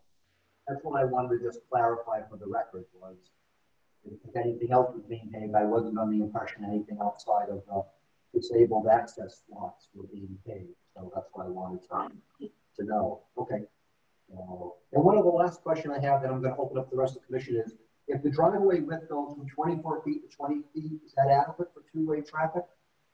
And as far as from what you guys are, from the engineering point of view? I'll defer to Pete, but my understanding is that's sufficient. Yes, so for Connecticut DOT standard for a rural local road with a 20-mile-per-hour speed limit, we can actually have a 9-foot lane and still be legal for access. Okay, I just wanted to clarify so we had it during the public hearing. I'll open up the rest of the commission. Comments, questions from any commissioner? Let me just ask the commissioners first, Delia, and then I'll get to you. Just let us know. We're trying to see if anybody is. Okay. Just got a quick question. Yes, Joe, go ahead. I'm looking at the site plan, sheet 2, dated 9/18/2020.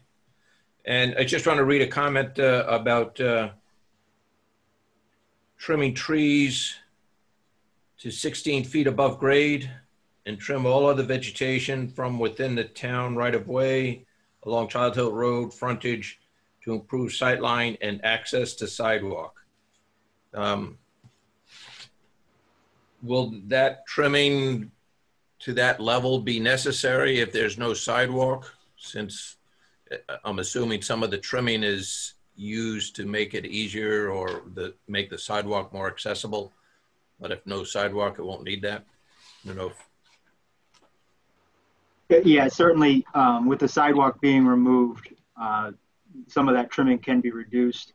Some of it will have to happen in order to remove the sidewalk, unfortunately. But yeah, we could certainly make that more focused to what actually needs to happen for any sightline improvements. My sense is the minimal amount that can be removed would be appreciated by the public. Yes. Okay. That was this, Jeff. Thank you. Thank you, Joe. Other commissioners? Yes, I'm also referring to the September 23rd minutes from the Woodstock Historic District Commission. Mr. Guskowski, thank you for summarizing the changes. I just want to confirm that there were a few others mentioned in these minutes.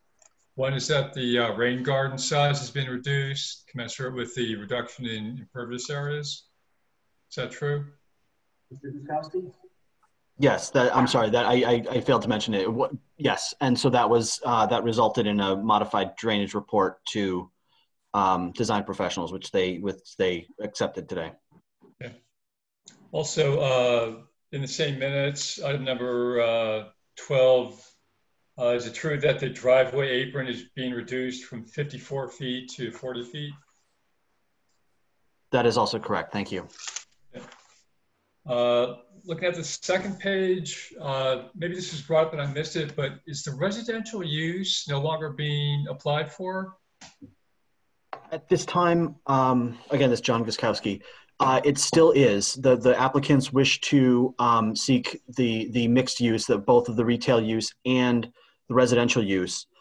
There is some ongoing discussion with the fire marshal about some interior building changes that will be necessary before the fire marshal can sign off on the residential use, or essentially, combination of uses, which the applicants will need to work out with the fire marshal and the building official before they get a CO for that residential use with the mercantile use downstairs. But from a planning and zoning perspective, a land use perspective, we are continuing to ask for the mixed use, and they will just not be able to proceed with it until they satisfy the fire marshal. Okay. I guess my reading of the district commission is that it says, quote, the applicant will only be using the property as a commercial space and not as a mixed use. So apparently they're under the impression that this is no longer a mixed use. Just thought I'd bring it up.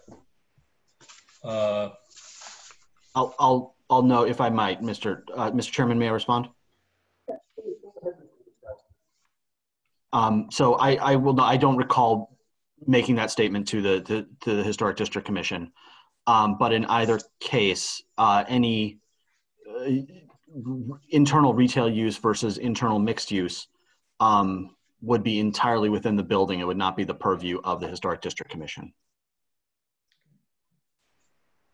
Looking at page 4 of that same document, looks like section 3.1C, that they made a motion to have the driveway be only 18 feet wide, not 20 feet wide.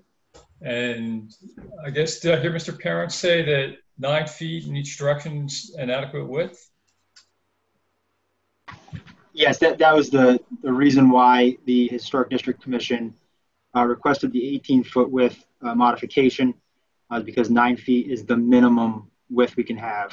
So that change would be made on a final set of plans, but it was the only change to the plan that needed to be made. So we haven't made that change yet.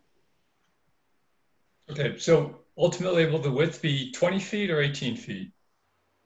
It will be 18 feet for the driveway in up to the parking spaces, and then as indicated, where there's parking, we'll have the 24 feet that's required for maneuvering space. Okay. If I could just add one clarification, Sid, I don't mean to interrupt you. So the No, go ahead. plans we have that are updated and revised through September 18th, do those show the 18-foot width? The documentation relative to the 18-foot width, or we don't have those plans? No, that's cool. Go ahead, Pete. Yeah, we have not updated the plans since the Historic District Commission meeting. The plans you have indicate 20 feet. They approved an 18-foot width based on our presenting this plan with the 20-foot width. So we do have to make that change in order to comply with their approval. That means we don't have a set of plans right now that's a final set of plans. Is that correct?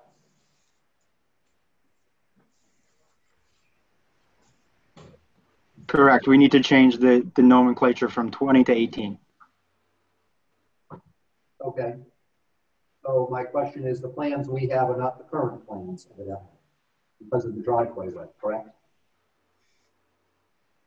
The plans you have are the current plans. They do not reflect the Historic District requirement. And again, I'll note that we have not received in writing the statement of our certificate. So at this point, this is the official set of plans. I think if the Planning and Zoning Commission wish to reduce the width in compliance with HDC's wishes, that could be an easy condition of approval. So my question again is that if a condition of approval by the Historic District Commission, as documented, is the driveway will be 18 foot wide, the plans right now we have don't reflect that evidently, because they met on the 23rd of September, and these plans are dated September 18th. So I just want to make certain we're clear on the record what type of documents we're looking at. So my prior question then, I didn't get the correct answer. I had talked about going from 24 to 20 feet with the driveway there, but wasn't then, nothing was clarified until Sid Logic clarified about the 18 foot. So is an 18-foot wide driveway adequate for two-way traffic? And my question was about 20-foot wide, and I got an answer. So now we're talking about 18-foot wide. So I would like to ask my question again relative to 18 feet, Mr. Parent.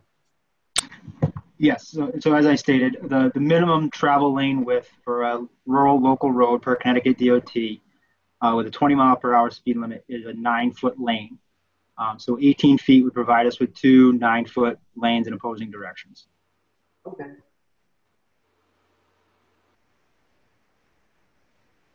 And just lastly, Mr. Parent, maybe you can better answer this. Roughly, do you know about the size of the reduction of the rain gardens that resulted due to the updates and lesser amount of pavement and impervious areas? If you don't have that handy, that's fine. I was just kind of curious about what that number is. So it essentially eliminated, if you remember the previous plan, we had basically two cells of the rain garden, one closer to the parking lot and then this larger cell closer to Childs Hill Road. We were able to eliminate that smaller cell closer to the parking lot. Okay, which I would assume would result in less site disturbance, less modification of existing vegetation as a result. Correct. Yeah, okay. All right, great. Thank you. Thank you, Sid. Other commissioners? If not from other commissioners, I'll open up to the public. I just want to state 9. There's a limit to how long we can be here at town hall. What is our time frame?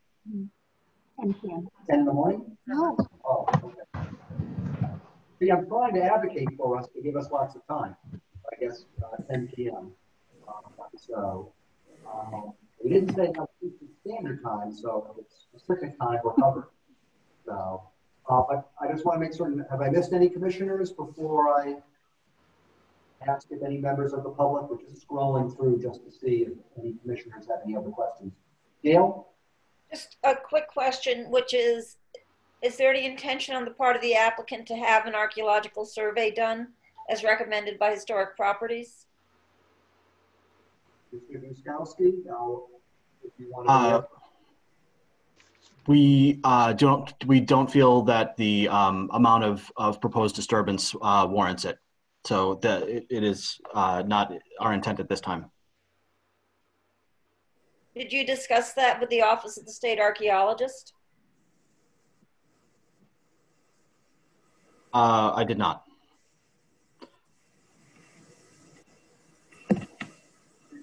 From other commissioners, or did you have anything further, Gail? Not right now, no. Okay. Any other commissioners? Okay. I'll open up to members of the public. I'll remind you that during a public hearing is the time to provide comments to us. You need to make certain that any comments you're providing or questions asked are actually pertinent and germane to this public hearing. If your comments are not, or found to be not, I'll have to rule you out of order.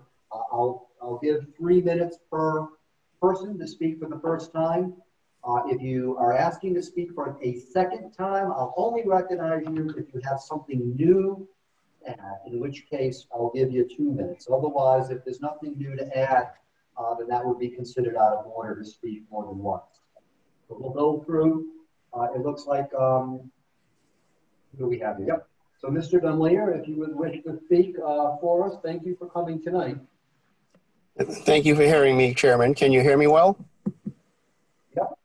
Very good. Thank you. Thank you for the board members as well. A couple of clarifications. Looking back to the preliminary discussion back in May, this was proposed as a combination retail and residential, where the applicant stated it was their primary residence. Looking in the August 20 meeting minutes, it then became retail and rental.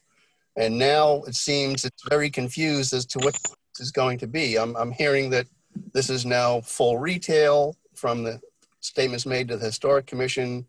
There's a great deal of ambiguity. I don't want to use my time speaking, but when I finish speaking, if that could be clarified succinctly so that we understand what actually is going to be taking place there, because I'm quite frankly very confused.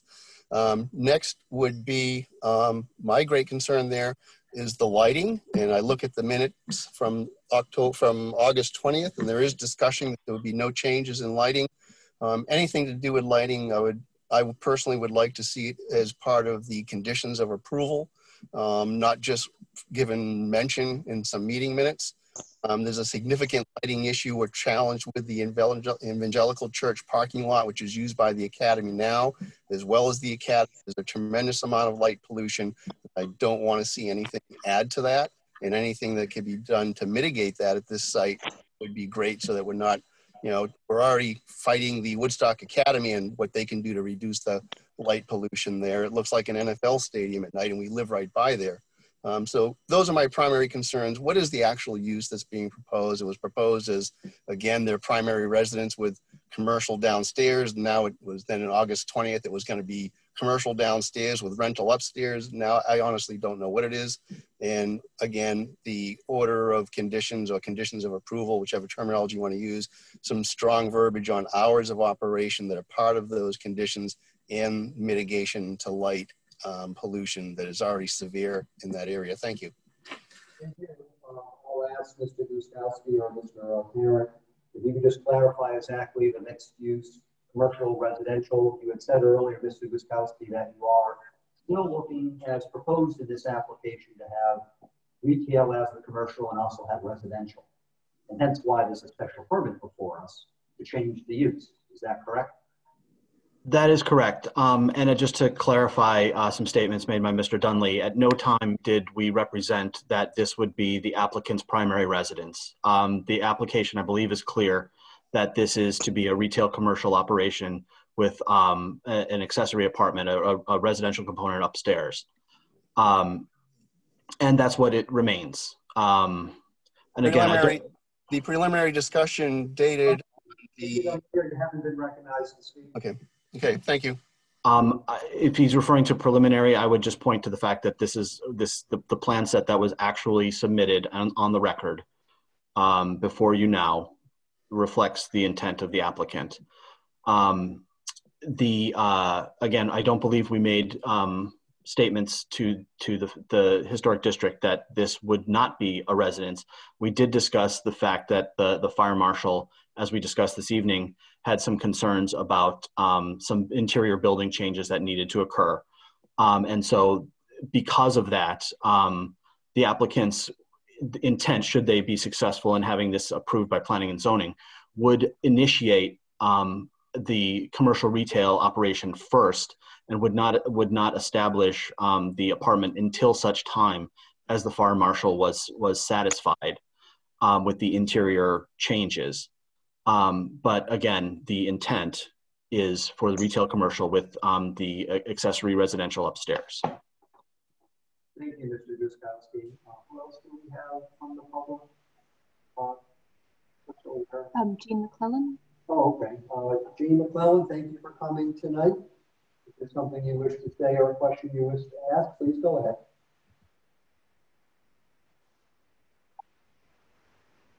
You're still muted. You need to unmute. Oh. You're muted again.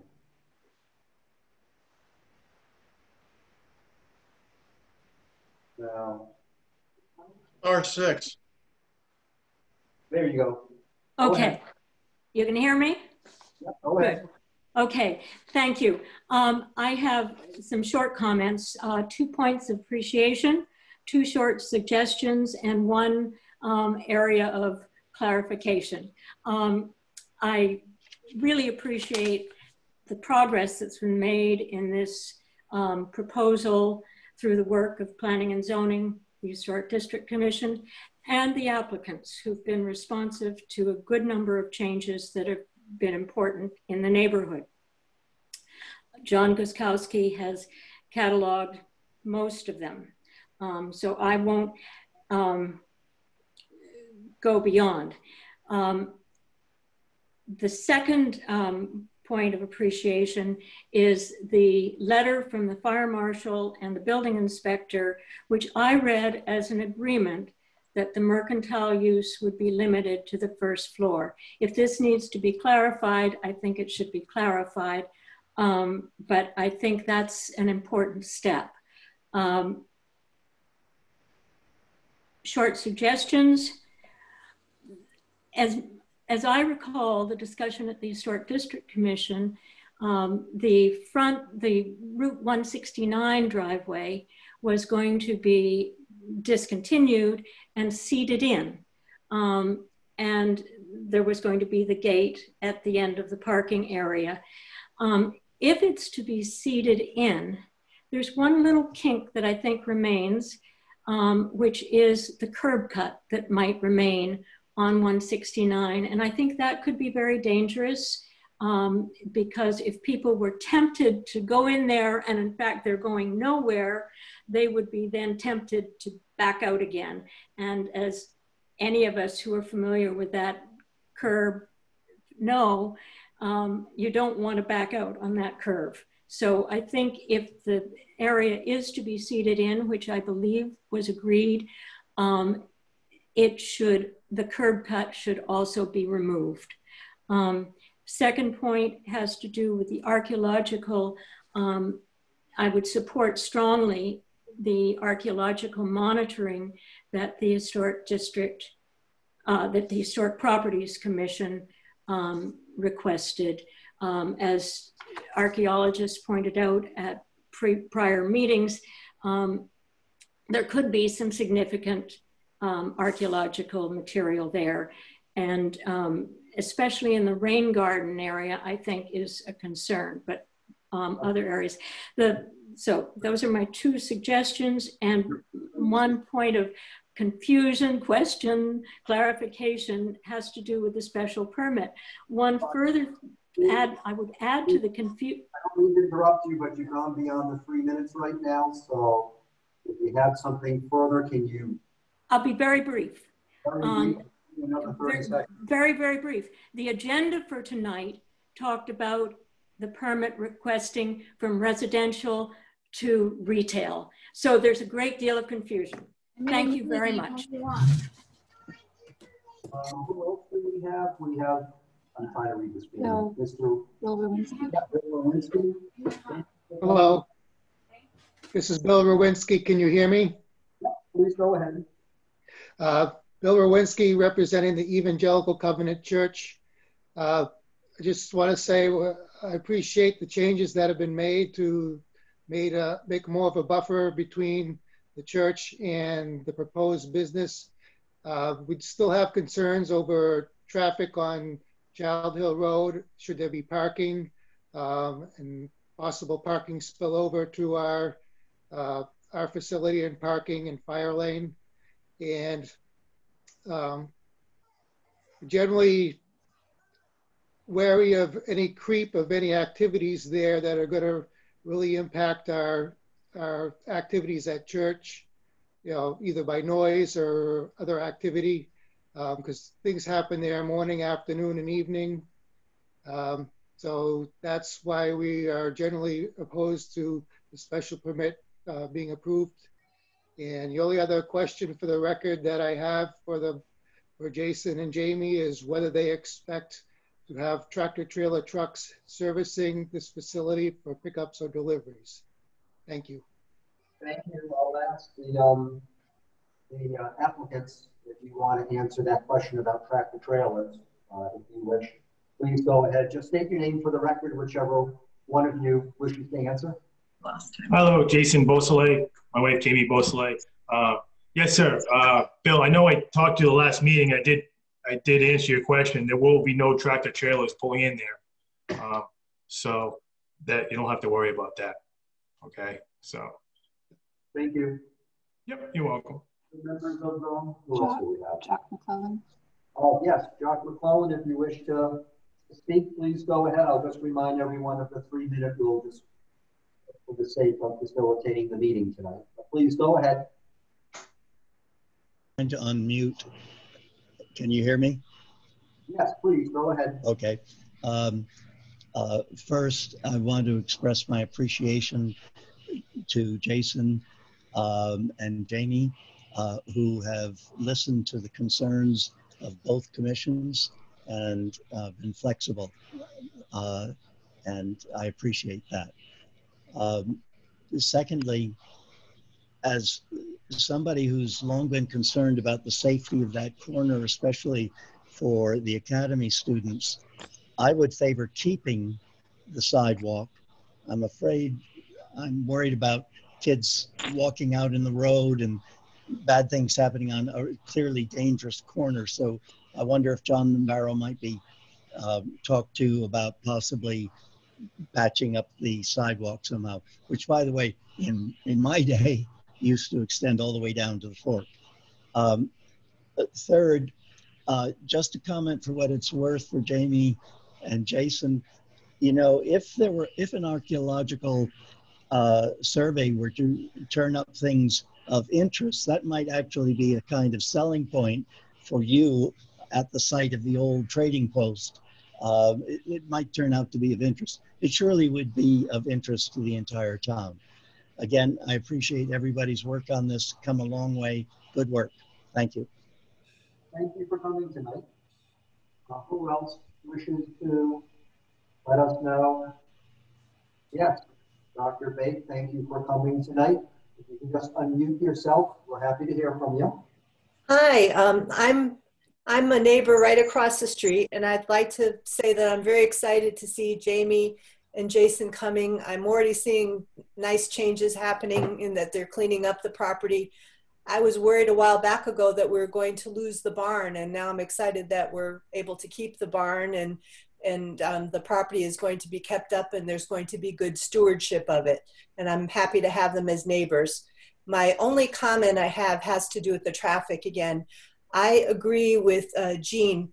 I have a difficult time getting into my driveway any time, coming or going. We're always worried about getting creamed from behind.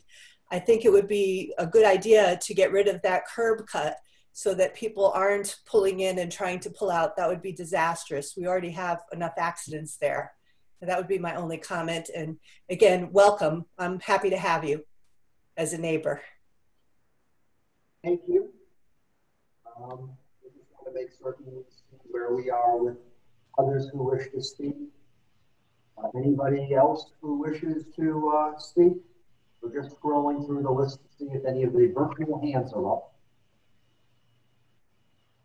So just bear with us as we scroll through. Don't see any. Okay. Anything else from? Oh, do we have someone? James Dunley. Mr. Dunley, you're requesting to speak for a second time. Are you going to present something new? Yes or no?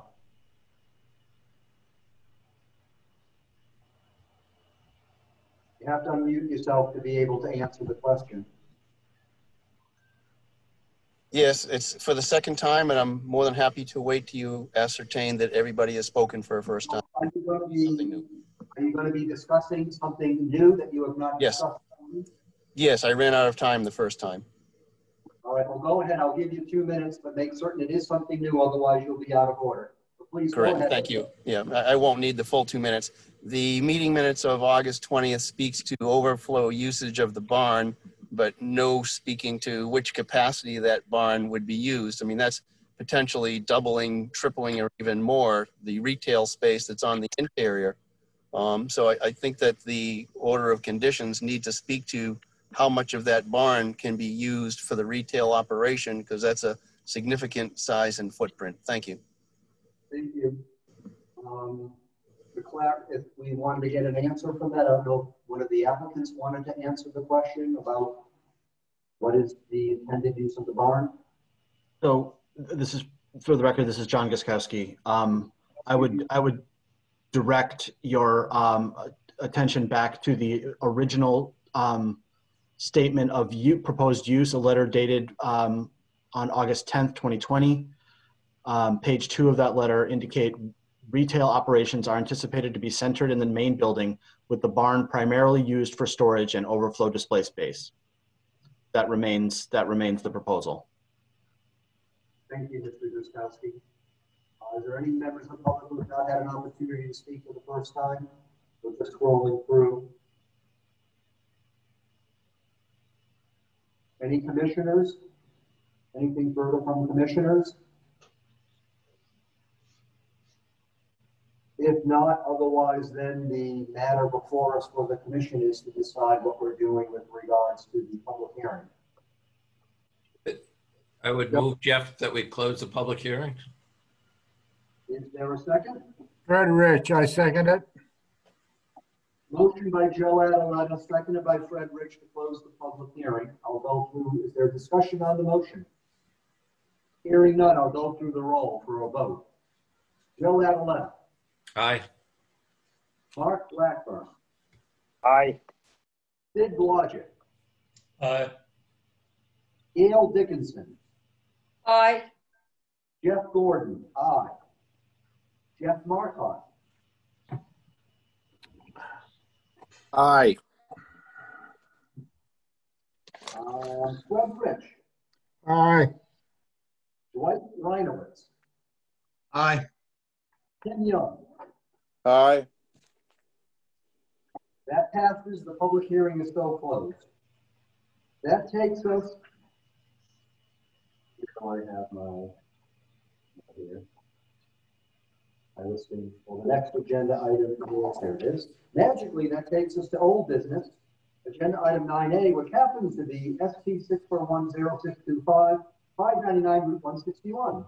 Special permit request to change the use from residential to retail commercial. I will remind people, including members of the public, the applicants and the applicants' representatives, that this is only for commissioners and for staff.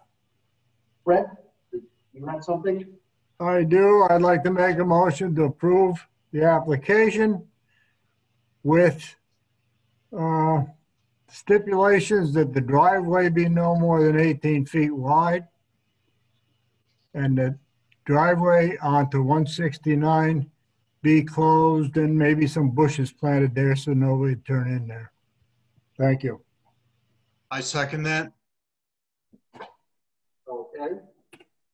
Let me just record this. So the motion on the table is the primary motion, which is, if I got this correct, Fred, to approve the application as presented with the condition that the driveway be no more than 18 feet wide and that the curb cut on Route 169 be closed.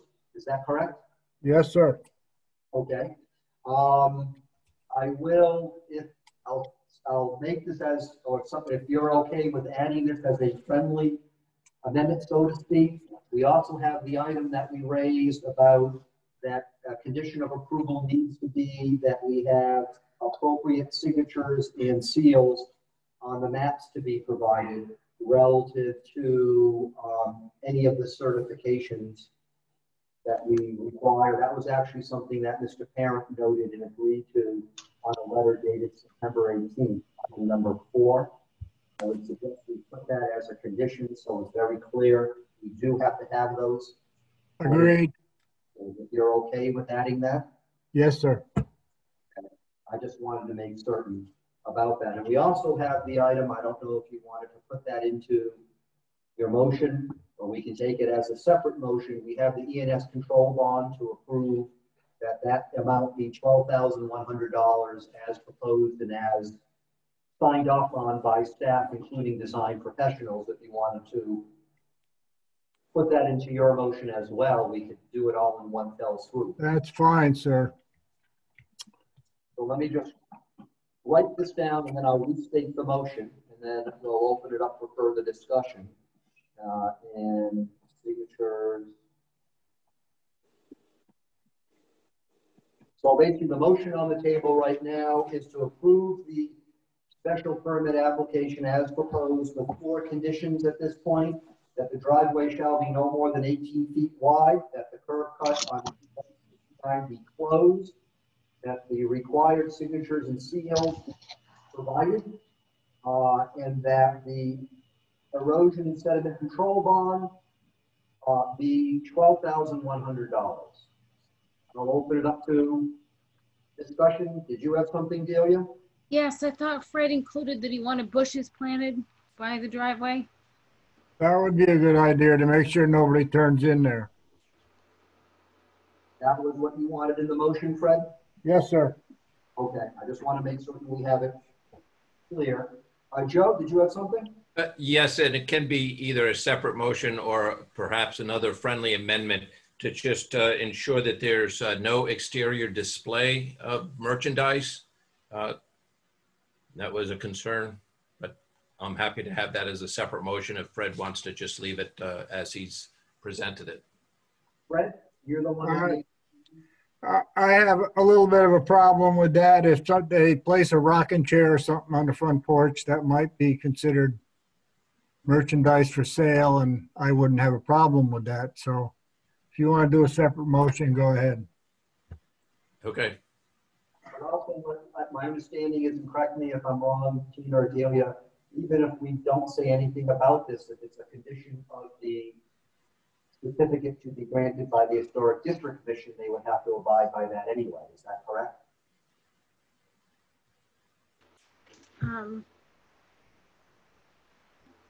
think they would have to abide by the conditions I of think they whatever. would have to abide by the conditions. If it's more of a decorative thing, I don't know if that's a problem. I mean, porches often have something on them so the house doesn't look abandoned. Okay. So right now, Joe, did you, hearing where we are, are you looking to make that as a secondary motion? I would like to have some kind of comment about it, not necessarily just on the porch. I'm not overly concerned about that, but displays on the lawn and around the driveway, things to attract attention to passerbys, to limit that. And I'm not sure if that's clearly stated in the Historic District Commission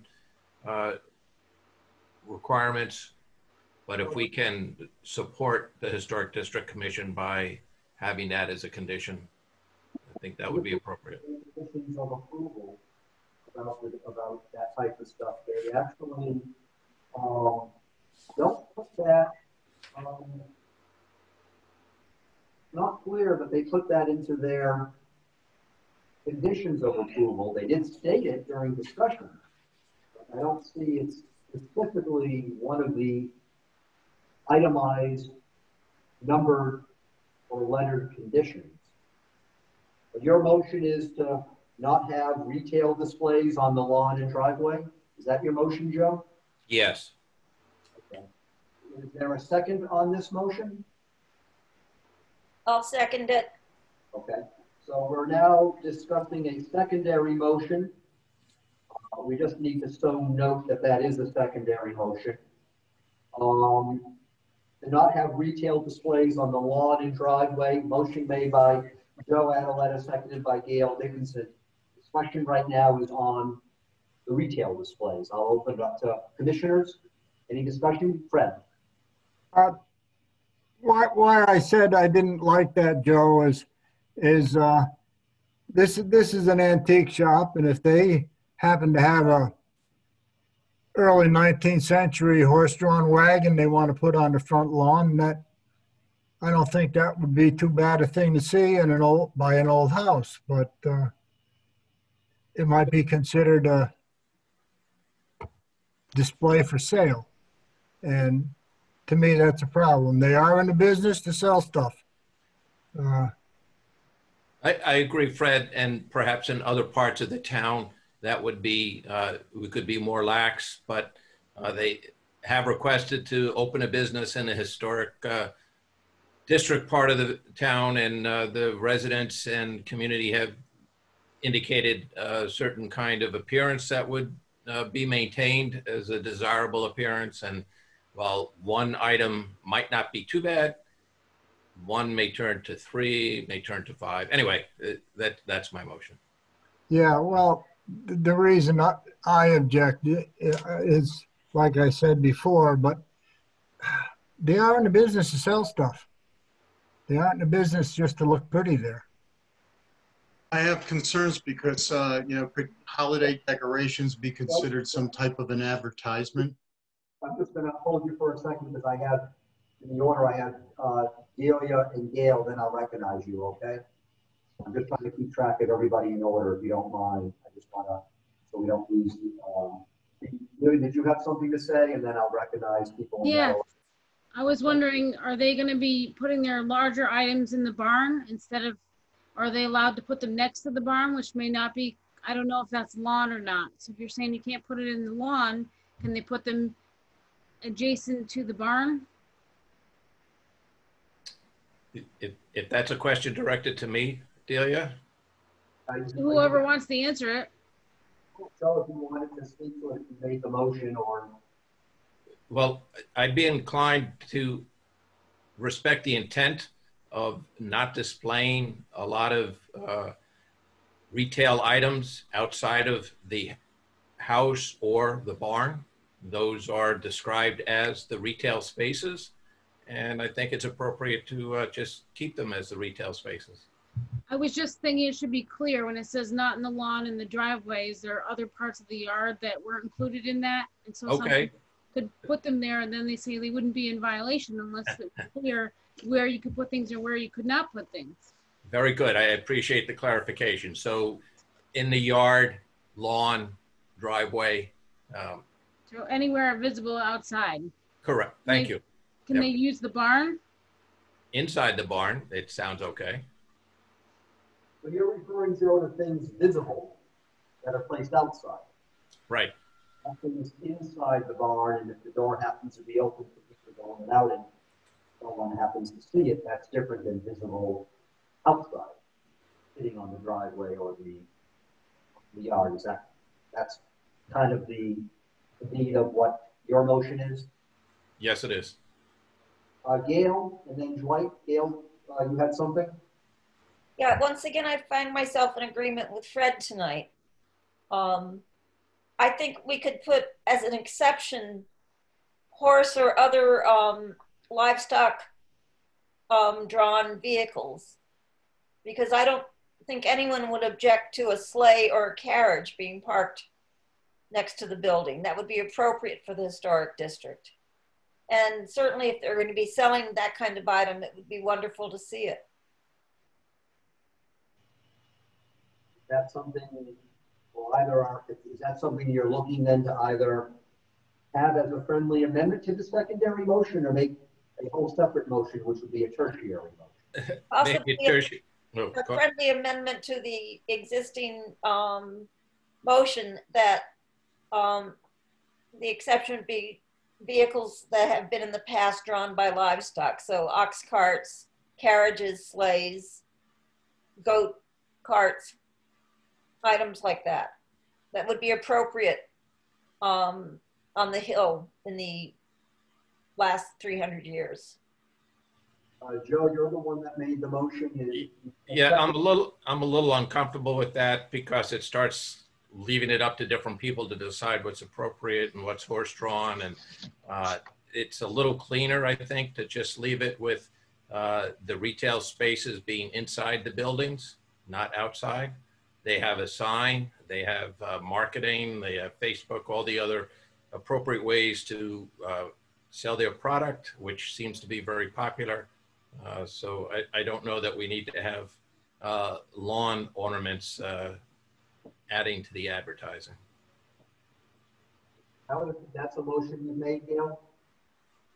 Then? Yeah, I'll make it as a motion. Is there a second to the motion? I'll second it. Fred Rich. Well, right now, we're on a tertiary motion. Probably multiple time as we're going through tonight. So discussion on the tertiary motion. Is there any discussion on it? Fred, go ahead. Yeah, just a quick comment. Actually, what we're talking about is a moot point, because if the historic district doesn't let them do it, they won't be able to do it.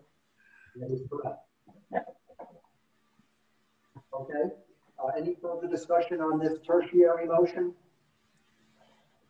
Okay, so I'll go through the roll. Again, the motion right now is to have an exception relative to visible retail displays on the yard, lawn, and driveway to include vehicles like carts drawn by livestock.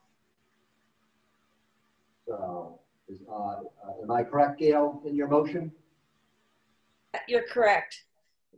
So I'll go through the roll call. Again, we're only talking about this tertiary motion. Joe Adeletta. No. Mark Blackburn. Yes. Sid Logic. No. Gail Dickinson. Yes. Jeff Gordon. Yes. Jeff Marcotte. No. I didn't hear you. Which way did you vote? Did you say No, no? Mr. Commissioner. Fred Rich. Yes. Mike Reinowitz. Yes. Timothy Young. Yes. I have 1, 2, 3, 4, 5. I have 6 yeses and 3 noes. The motion passes. What that means now is the secondary motion is so amended. Now the secondary motion reads, no visible retail displays on lawn, yard, and driveway except for vehicles, carts drawn by livestock. That is the secondary motion on the table. Do we have further discussion? The secondary motion, Dwight, you were next in line to speak. Was there something you wanted to say? I was just concerned that if they wanted to have any kind of holiday decorations out there for different times of the year, that might be considered holiday merchandise per se. Where does the delineation, stop? That's my concern. Okay. Do we have any further discussion on the secondary motion? Yes, Jeff, it's Mark Blackmer. Again, on how we vote on this, but if the Historic Commission, they still have the final say, is that correct? Well, technically, if the Historic District Commission in their conditions that they approved, if they end up in their certificate saying that there can't be any visible display of anything related to the retail business on the property, with the exception of the approved sign, then that then would have jurisdiction. If they say nothing relative to that, then in their certificate, then whatever we're putting into the approval has jurisdiction. But Sid? I'm not convinced this is a condition that the Historic District Commission stated. So if we ignore this or don't act on it and they didn't do it, then it's wide open. The applicants today and any future owners of that corner store or business can put anything they want out anywhere they want. And again, the Beausoleils are wonderful people. They've been very patient and cooperative and everything else, but we need to be looking well beyond our time on this commission and the Beausoleils as the owners of that business. Okay. Thank you, Sid. Did you have something quick, Delia? You got to unmute yourself. Was there any requirement for the fire marshal to have access from that road? I'm sorry, from the driveway onto 169? I don't recall it, but I just, before I pile on that they should put bushes in the way, I don't know if that was a requirement to keep that accessible and then just prevent access with a gate. I don't know, but the fire marshal is going to have to sign off on things anyway. Right, but if your condition is to plant bushes in the way, then you won't be able to use it as access. Right now, that's not the motion on the table, however. Okay. We can bring that back up when we get to the primary motion. Right now, this is the secondary motion still amended. So, is there anything further from the commissioners? Yes, Dale? This isn't germane to the motion, but I think you need to disable chat because we're getting chat from the public, which are comments on our discussion. And since this is a closed public hearing, they really can't have any input onto what we're saying now. So I think we just need to disable chat. I'm going to ask members of the public and staff not to use chat at all. I made that very clear at the start of this.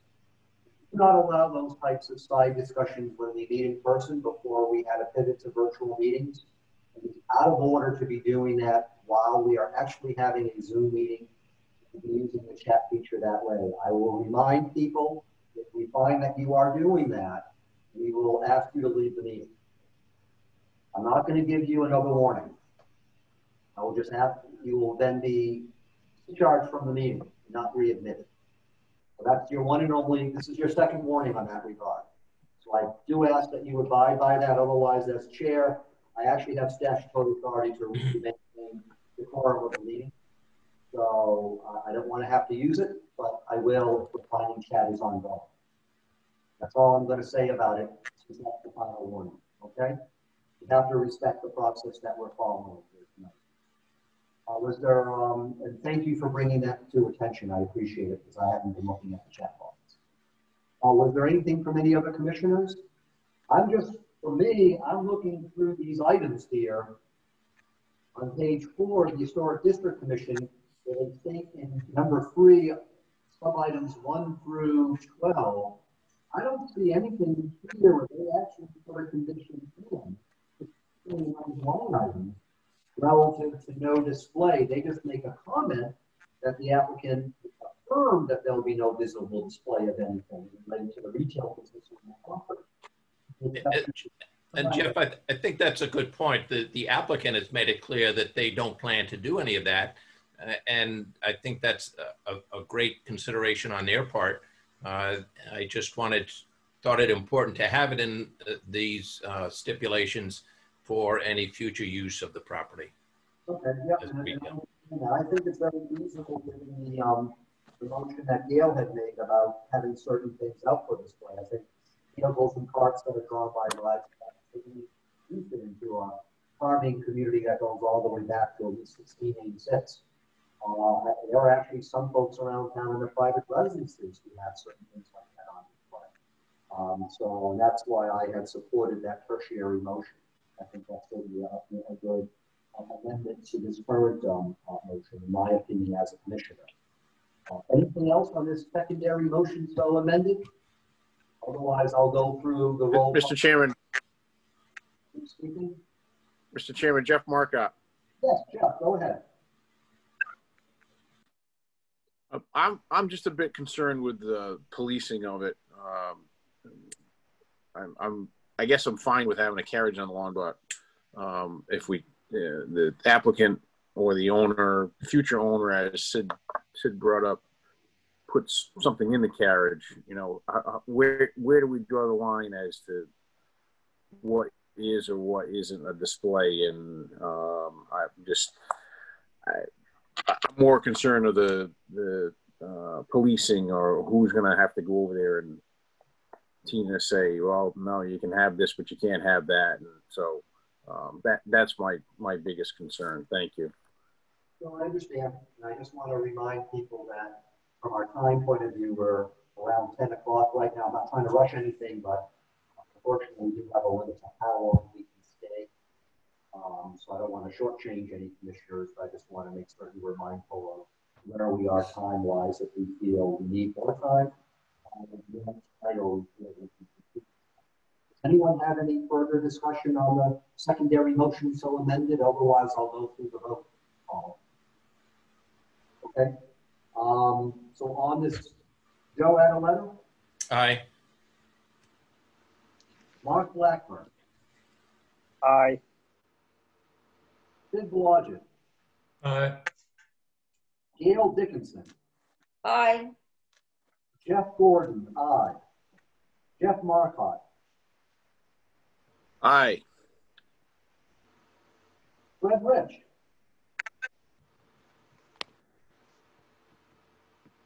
Aye. Dwight Reynolds? Aye. Tim Young? All right. That so passes. We're back to the primary motion that now has been so amended by a secondary motion and a tertiary motion. So now the current motion on the table is to approve the application as presented, with conditions that the driveway be no wider than 18 feet, that the curb cut on Route 169 be closed and bushes planted, that the required signatures and seals on the plan be provided, that the E&S control bond be $12,100, and that no visible retail displays on the yard, lawn, and driveway be allowed except for vehicles, carts drawn by livestock. That's the primary motion on the table. We have discussion. Gail? Yeah, I'd like to make another motion, which is that we add a stipulation that the applicants at least contact the Office of the State Archaeologist to see if they believe that this site doesn't need any archaeologic survey, or at least monitoring while they're doing the construction of the rain garden, the ramp, and the parking, as recommended by the Historic Properties Commission.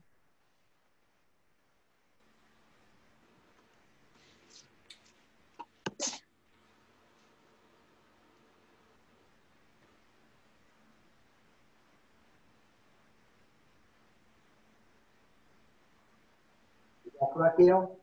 Can you hear me? I didn't hear what you said. I can hear you now. That a condition, I want to make certain I got your motion correctly, that a condition be that the applicants contact the office of the state archaeologist? That's correct, to see if archaeologic monitoring is appropriate.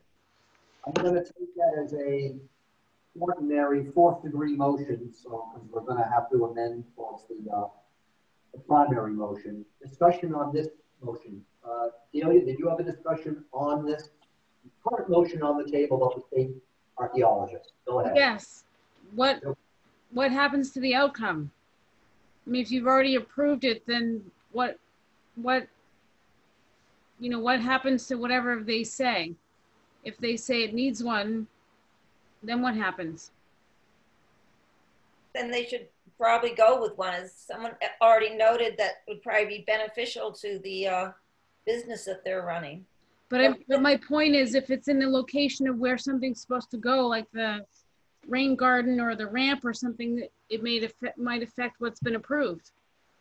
It wouldn't affect what's going to be approved. They would then document whatever the archaeological thing is. We did this before for Chase, and I don't know who was members of the commission then, but before the Chase building was built, we actually had a whole bunch of volunteer citizen archaeologists as well as professional archaeologists, and dug part of it almost completely, and then did a survey with some pits along to see if there was anything else that needed attention.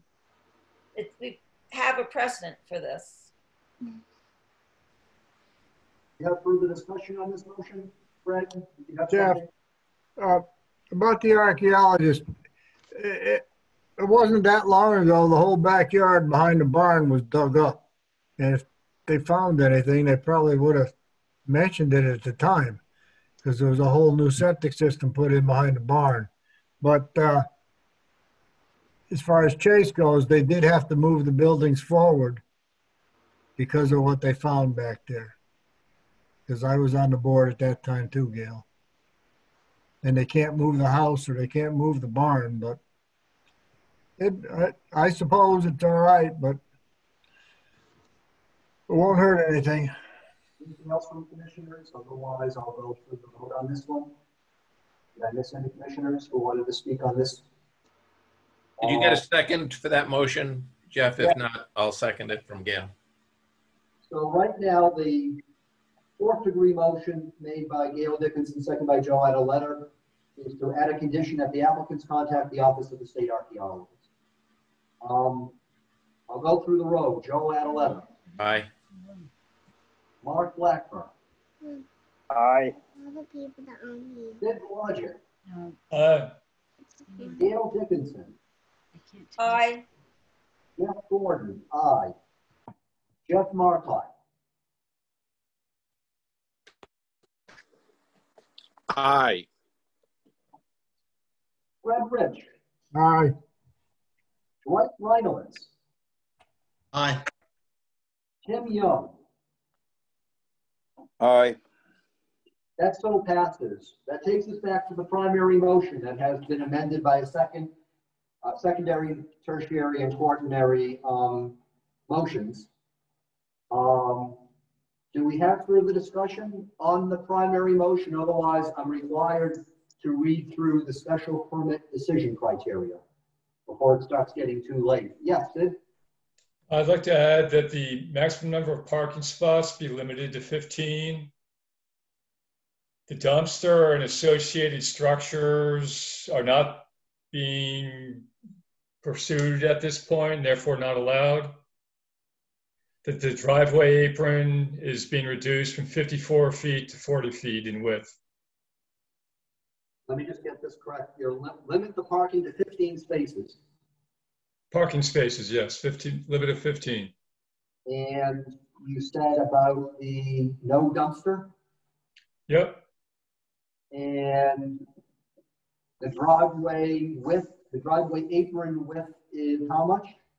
From 54 feet to 40 feet in width, all of which are consistent with the findings and decision of the Woodstock Historic District Commission.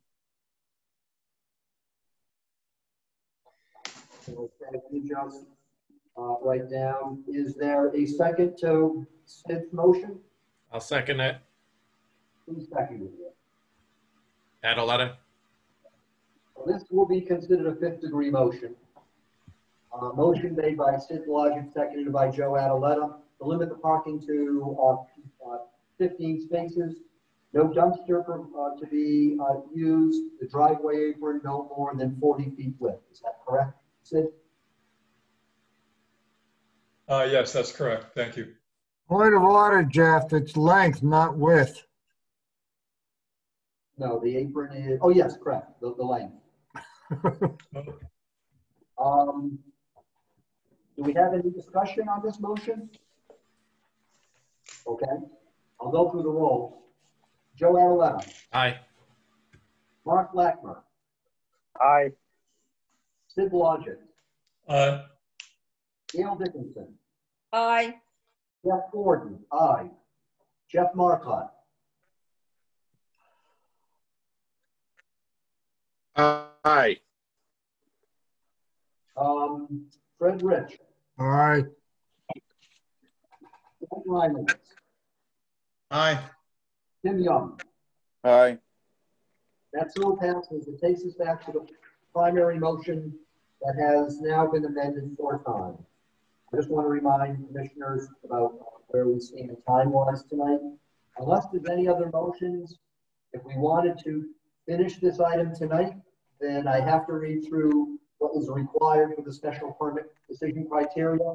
If we feel there's going to be a lot more discussion that we need to get into, or motions we might need because of sake of time to continue this. So I just want to ask what the wish of the commission is, just because of time limitations we have tonight at Town Hall. Gail? I'd like to see it finished tonight, but I'd also just like to say how excited I am that this business is going to be there. I think it's really cool that this used to be a trading post back in the 17th century, and now it's going to go back to its original use. Joe, did you have something? I was just going to say I too would like to see it completed tonight. Okay. I would like to as well, and I'll just state on the record as a commissioner, not as chair, that I appreciate. It's nice to see the Beausoleils and a successful business in town here in Woodstock, not only growing, but wanting to actually stay in Woodstock, which is nice, and that's appreciated. And I'll note that this commission has been supported with various aspects of economic development through the regulations we have, through the review and decision process we have. They see your nitpicking details and citing all sorts of interesting and abstract parts of the regulations. So we do it for a reason. And I think we do have a good process that we go through to be thorough, especially for a special permit. This commission does maintain an important role in the local business community and economic development part of that. So we take that very seriously. The work we've done over the years, I think in a proactive and responsible way, in a very thoughtful, the way we've managed our regulations and the way we use the regulations. So I think people have seen that in action throughout our entire process and tonight. I'll go through the special permit criteria so we can try to get that done, and then we can wrap up things tonight. I'll note that we have already held a public hearing, so we have met that requirement. We do need to note all the following on the record. So I will ask if there's any objections. If you have an objection to any of these items that you feel we have not met it, let me know. Otherwise, if there's no stated objection, I will take it that we're okay with it. That the application is in compliance with the zoning regulations of the town of Woodstock. That it is consistent with the plan of conservation development, the plan of open space and conservation. It will generate minimal off-site adverse impacts on the surrounding area, including but not limited to adverse impacts on the environment. The character of the area, including any natural, historical, and cultural features. The property values. And the reasonable use, enjoyment, and development of properties. It will neither adversely affect ground or surface waters nor endanger drinking water supplies. It shall have the approval of appropriate agencies. It does not adversely impact existing traffic conditions, including a finding that streets serving the proposed use or activity are adequate to carry any additional traffic generated by the use or activity, and that no traffic safety problem will be caused or significantly aggravated by the use or activity. It will provide unhindered emergency vehicle access. It will not adversely affect public health, safety, or welfare. It will meet the following standards as applicable: adequate landscaping and buffering treatments, stormwater management, erosion and sediment control, lighting, signage, floodplain, dimensional. No objections to any of those, and that allows us then to, unless there's any further motions, to take a vote on the primary motion that has been so amended 4 times. And I will also state that in evaluating the special permit application, the Commission has relied upon information provided by the applicant, and if such information subsequently proves to be false, deceptive, incomplete, or inaccurate, this approval shall be modified, suspended, or revoked, and in granting approval for any special permit, the Commission or its authorized agents shall at all times have reasonable access to the site for the purpose of inspection and determination of compliance with the approval and these regulations, which these are actually right out of our existing regulations. And also I will state that where the Commission finds or has reason to believe that circumstances or conditions upon which a special permit is warranted may change over time, the Commission may call for a review and substantiation of the justifying circumstances or conditions at periodic intervals or when occupancy or tenancy of the premises changes, and that's right out, that's taken right out of our existing regulations, but we do state that in the record. Are there any further motions? Otherwise, I'll take the roll on the main motion before us. I'll go through the roll. Joe Adaletta. Aye. Mark Blackburn. Aye. Sid Blodgett.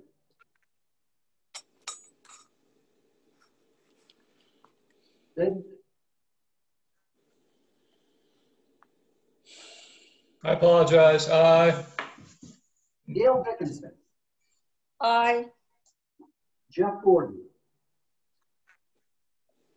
Aye. Jeff Marcotte. Aye. Fred Rich. Aye. Dwight Reynolds. Aye. Timothy Young. Aye. That so passes. So the special permit with all of these conditions is hereby approved by the Commission. I'll remind the applicant and the applicant's representatives that Delia team, you do whatever special magic you do for post-approval review and documentation, and then I'll be notified to sign the appropriate MyLars. I do congratulate the Beausoleils. I was present at your opening, your ribbon cutting at where you are now, and I look forward to seeing a ribbon cutting at your new place in town. So thank you for bearing with this process and being here tonight. That does then take us real quick to the CEO reports. Unless anybody has anything on CEO reports, we all have it. We can read it. If any commissioners have any questions on the CEO reports? Okay. There are no budget. There's no bills to for us to vote on. I did sign a couple of bills, which are very small items that were appropriate to sign. We have our budget report from the Treasurer's Office. We're being very mindful and careful with the taxpayer money. Correspondence. I believe there was some correspondence that was sent out, Delia, about that NECOG event on Desegregate Connecticut. And I'll let people know in case you don't know about it. It's something spearheaded by Sarah Bronin, who's actually the wife of the mayor of Hartford. She's actually Planning and Zoning Commission chair in Hartford, and she's one of the founders of this Desegregate Connecticut. And one of the things they're looking to do is to change land use laws in the state. One of the ones they're advocating for is actually to create regional planning and laws and have certain things accessible regulations. So if you're interested in hearing this, there's a virtual meeting that is going to be that Delia had, I think, sent out information on. If you don't have it, you can have it sent out to you again. For that, there's no other correspondence. That takes us to agenda item 13. Fred? Move adjourn. Is somebody wish to join them? Who joined them? Dickinson. Dickinson. Thank you. Motion by Fred Rich. We've been doing that tonight all along, you know. What? Fred and I have been doing this to each other all along tonight. Yes, and actually, I think, if I'm correct, on Monday, I believe the selectmen are aware of this and are going to declare an official holiday in town at some point to celebrate. Good night, Dick. Aye. Just question about that. We'll go through the roll call. Paul Adaletta. Aye. Mark Blackburn. Aye. Sid Blodgett. Aye. Gail Dickinson. Aye.